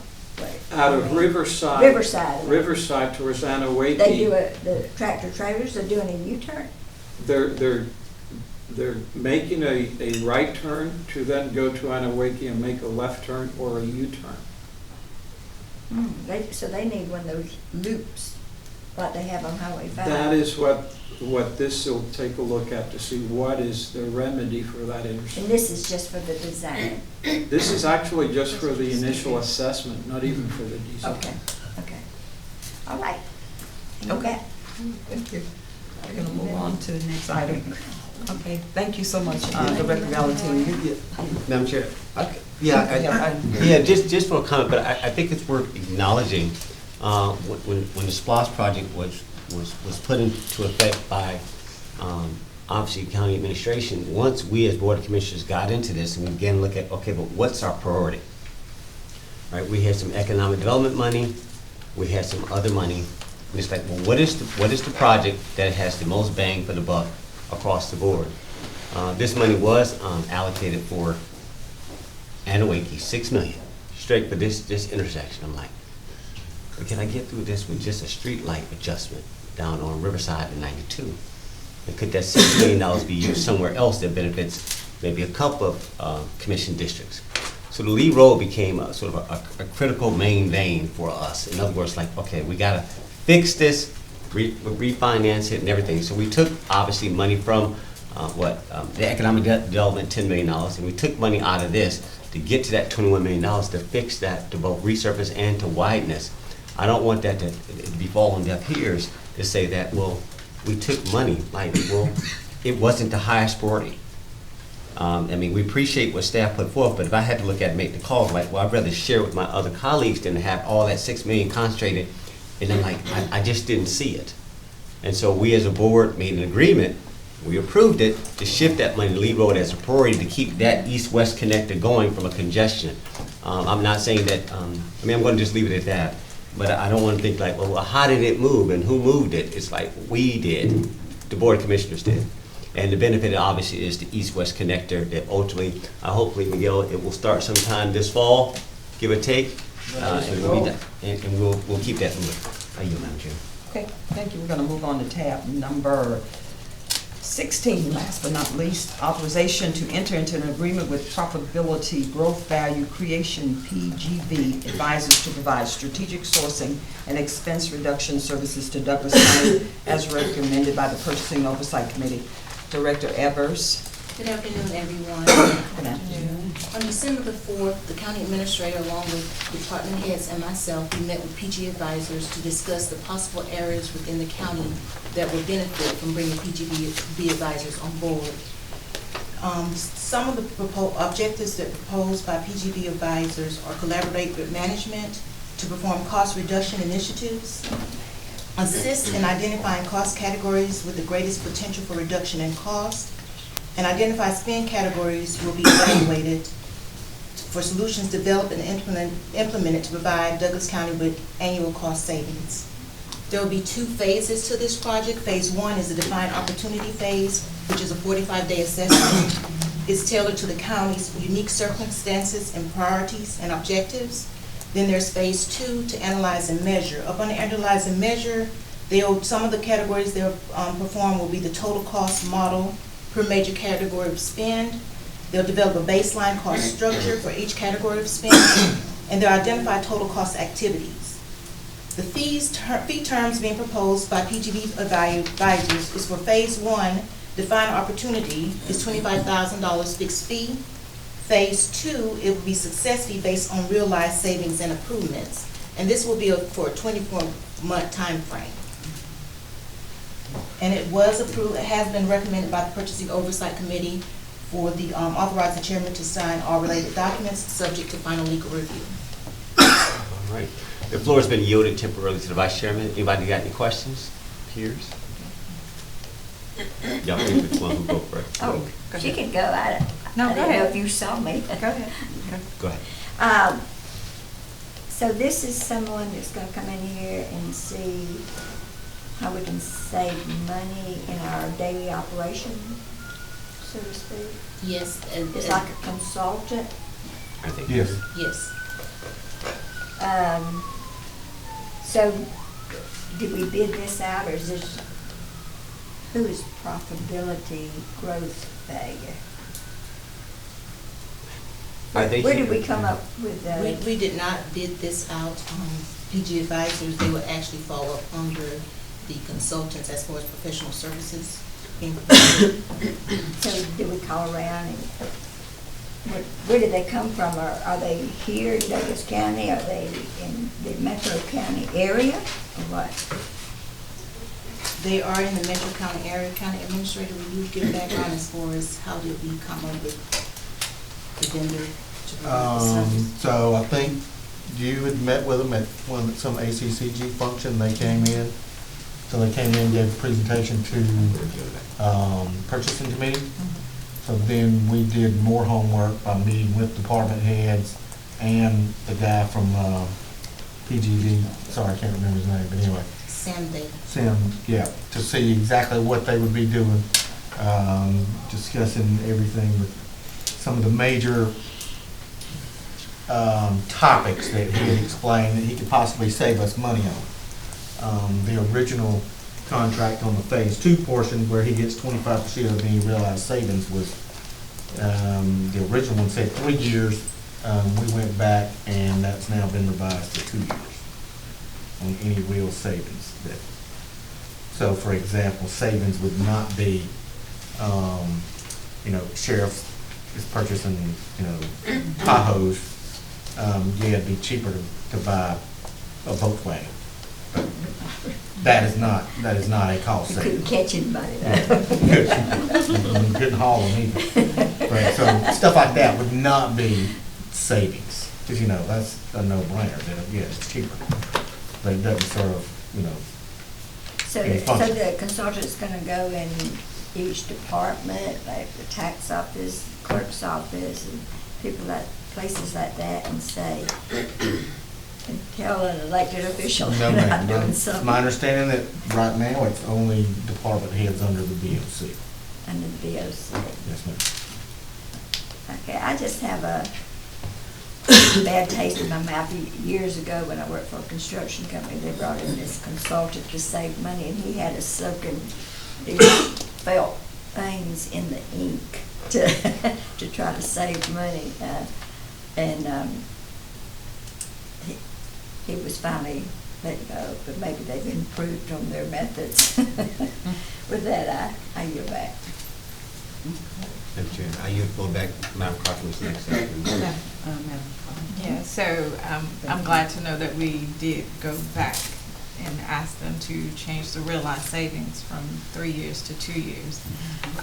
Because we know that some work has already begun, because you and Director Teal did ask people to cut their budgets and start looking at some ways to do that. So, but this was an initiative from Madam Chair, because she wanted us to really cut across the board to see how we could save money. And so PGB, I did meet them at ACCG. I think Madam Chair had already met them. So they've done other counties in the state of Georgia. So we do know that they are reputable. And they did come into the purchasing committee. They presented, we looked over their contract, we pushed some things back. They did work with us to get in alignment, and so now we're recommending that they be brought in to implement some changes that we know we need. And the $25,000 was approved as a BIR in the budget. It was listed as strategic sourcing, savings, improvement / RFQs, RFPs. So it was on the BIR list at $25,000. I yield, ma'am. Okay. Madam Chair. So on this, we're gonna need really to make sure not from a legal standpoint, but that the measurement system in place for these savings is sort of spelled out, in my opinion, which is sort of beyond the scope of legal. The contract sort of is what it is. We can make some changes or modifications to it, but I'm assuming a couple things. Number one, typically we don't do multi-year contracts, but if the implementation of this project takes multiple years, that's probably okay, number one. But I guess our concern is, while Mark said BW's over Tahoe's is obvious, I don't know that the specification in the contract is that detailed about what is the cost measure, number one, that's being evaluated, and if there's a dispute, what the remedies are. Is it audited by a third party? Who makes the ultimate? I can see a lot of broadness, and no doubt that they do business elsewhere, but we might need whoever's, I don't know if it's the purchasing oversight, we just might need somebody to check the scope and the measurement. When I've read it, I sort of question, what is the measurement standard for the savings? Is it just the bill's different, or is it the increment on the therms have changed, or the use of the therms as an example? Does that make sense?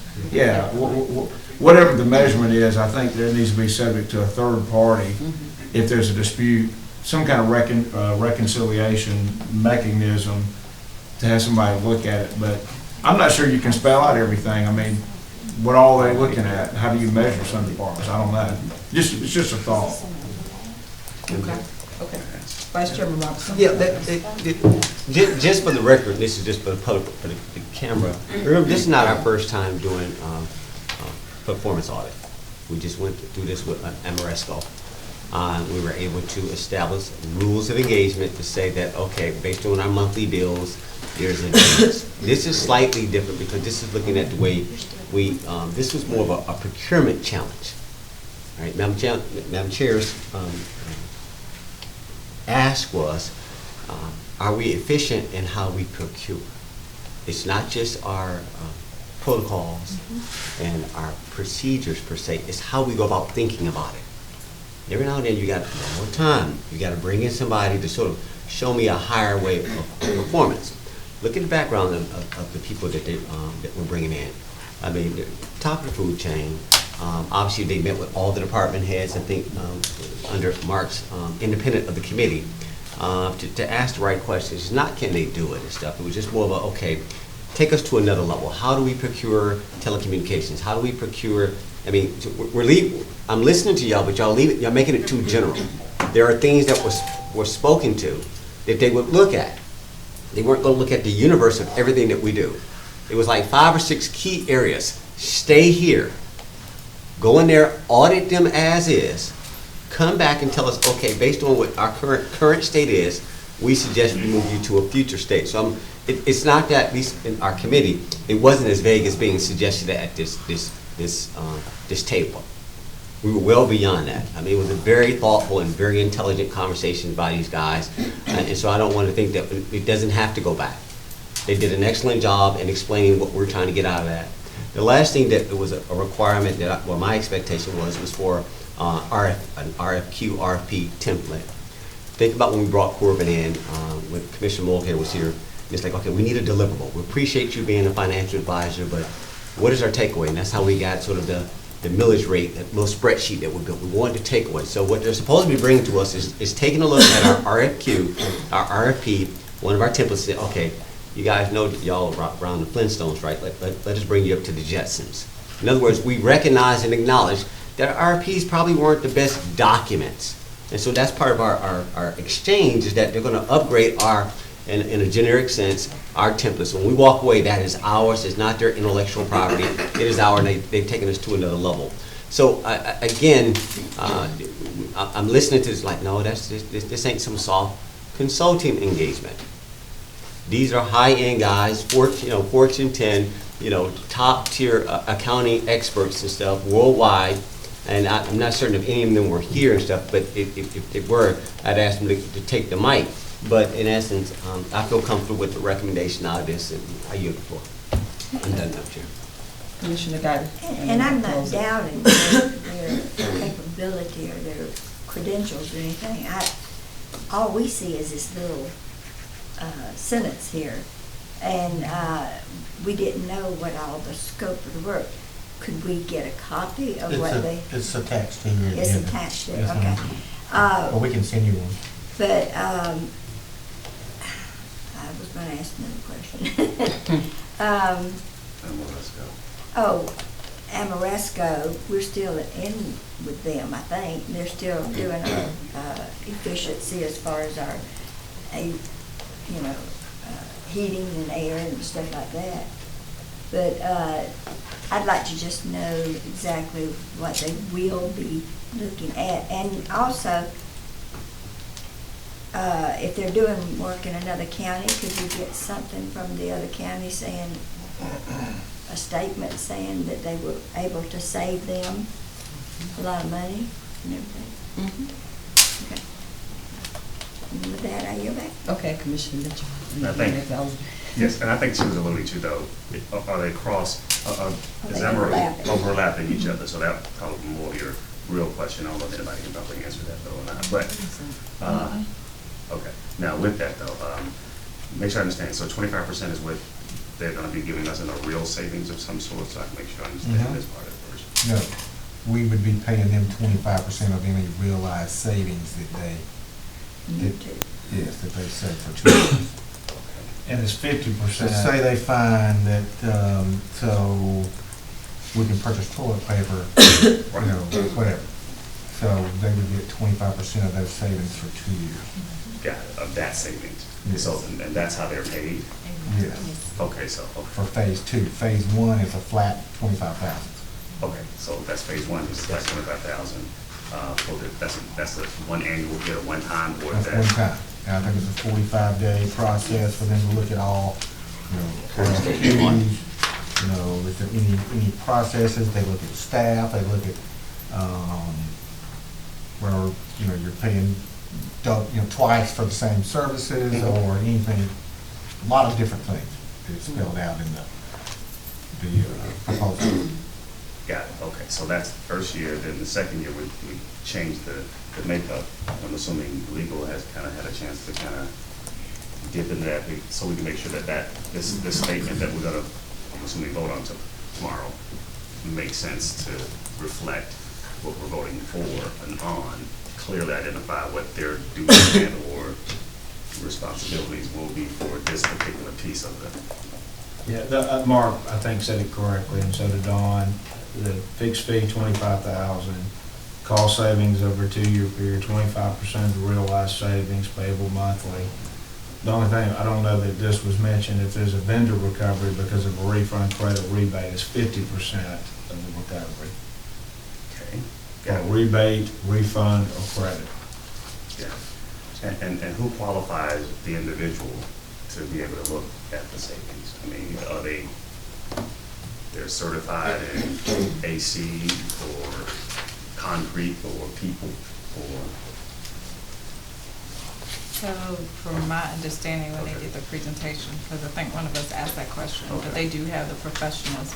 So they have professional procurement teams that actually are That can look at various things. Okay, yes, so we're yes. okay. So they know how much we should be paying versus Okay. based on our size versus what we are actually paying. And so they'll use whatever they're dealing with, comparing it to Rockdale and There you anybody go. else to Yes. kind of Right. say, okay, that's what it should look That's like. what it That should gives them a look like. hint to say, okay, yeah, we need to look here, or I need to look there. Right, okay. And I can say, just for purposes of the record, that there are some groups like this that, let's just assume that for some reason we've been inappropriately paid a tax or a surcharge on telephone or whatever. Many of those groups work on a contingency that's up to 50%, so that doesn't scare me from hearing that. I've seen it before. I just wanted to point it out. It's one of the, if they find they collected all the telephones and realized you were being billed a surcharge that you were exempt, what they get credit when the money comes back to you, they get half of it, but that's not uncommon. But if they found it. If they found it, so. That's right. I mean, so great job, but we should have known. Right. However. And see, that's a perfect example of what, I don't want to say that's easy, that's hard work, because they're essentially auditing every bill that comes in through all the departments. So I I don't want anybody to think that that's not a hard job, but it's easier to classify that savings because it's obvious. Right. Here's this, here's the check, here's the rebate, and boom. The other is more subtle because of the functioning of the offices. What is the real savings? Okay, so the committee recommended that you guys recommend, but I think we'll clean up kind of what this item 16 would truly state from the legal perspective as to kind of what this, because the way it's stated now is kind of a little vague versus specifically what it will be, what we're actually, where the 25% kicks in, where the additional savings that they find, where that kicks in and so on. Yeah, it's all included in the proposal. So, okay, so if I click into the document. Because I just emailed That's all, it to okay, everybody. gotcha, okay, good enough, okay. Teresa, you good? Okay. I guess the county administrator is satisfied with the proposal. Okay, I'll yield back. All right, thank you, Commissioner Mitchell. Thank you all so much, particularly Commissioner Carthen for leading this, and also Vice Chairman Robinson. Because the main reason for this, big industry look at cost-saving opportunities. That's what they do. They don't sit and just keep looking at revenue. We know our revenue streams are very limited in government. And every year we talk about money not coming in. I said, go on the back door and look at expenses. What are we doing? And I asked our new director, when is the last time we looked at our expenses and contracts and GPO, which is general purchasing, group purchasing organizations that can work as a group to sometimes minimize the cost and pricing. And she said, we've never done that. So we need to do that here and clean this place up to make sure that we're getting the best for our, best bang for our bucks. I had no problems putting my surgeons in one instrument package for their total hips. I said, you all got to ride in the same Cadillac because it's costing too much money to be using everybody. So maybe an opportunity to streamline, to standardize. And so those are the things we want to just look at and just clean it up. We've never done it here. We want to take a look at it. We may have an opportunity for large savings. We may not, but at least we've looked at it. With that being said, we're going to move on. Board of Commissioners, we're going to table the overview of the Title VII by Director Perry, but he's just going to give us an update right quick, and then we're going to move on. Yeah, just real quick, just received some homework on the Title VII. I'll be looking into that to give the board just an overview of what that, the definition of it, and how it applies to Douglas County, and be able to kind of have some conversations surrounding that and answer any questions. But look forward to that. Not something that I deal with too often, so look forward to brushing up on. Okay, thank you. And related to that, just to acknowledge, I'm the one that asked for this to be put on the agenda to discuss. I think it's something that is warranted. Really, when we get into treatment of others, it's important that we sometimes we have to revisit what we assume is normal, may not be normal. It may be outside the boundaries of expectations or societal norms. So I asked Madam Chair to put this on the agenda for us to have that conversation. So, but you have the actual law attached. Is that true, Mr. Perry, Director Perry? Attached to, I can. Can you provide that to our peers so that they can have it, so when we do come back together? Absolutely. And we'll have this, can we, Madam Chair, put this at the top of the agenda though? Yes, we will. It's discussion. We have quite a few. Understood. Guys, are y'all okay discussing this next time with this? Yes. Are you? Okay. And Attorney Bernard, before I call and ask for an executive session, just wanted to say to my peers, thank you so much for the chairman and the vice chairman of these committees for leading such an effort for making huge changes in this county. You've been game changers. You've you have an extensive body of work that you've created, some things that have never been tapped into in this county, and I appreciate you all doing it. So the committees have been effective, and they continue to be effective. So I just wanted to just publicly express my gratitude for all the great things that y'all are doing. Thank you so much. With that being said, Attorney Bernard, do we need to go into executive session? We do. Okay. I'm excited. Like a marriage. We need it for all three: personnel, real estate, and legal. Okay. Madam Chair. Okay, thank you. Board of Commissioners, do we have a motion to go in executive session? So moved. Second. We have a motion and a second. All in favor, please indicate by raising your right hand. Okay, there's a 5-0 vote. Please take a 10-minute break and lunch is here for you. Okay, Board of Commissioners, we're back into session. Commissioner Mitchell, we're back on. Hello, Board of Commissioners, is there anything else to come before this body? Any other questions or concerns? With that being said, this meeting is adjourned. I let it go.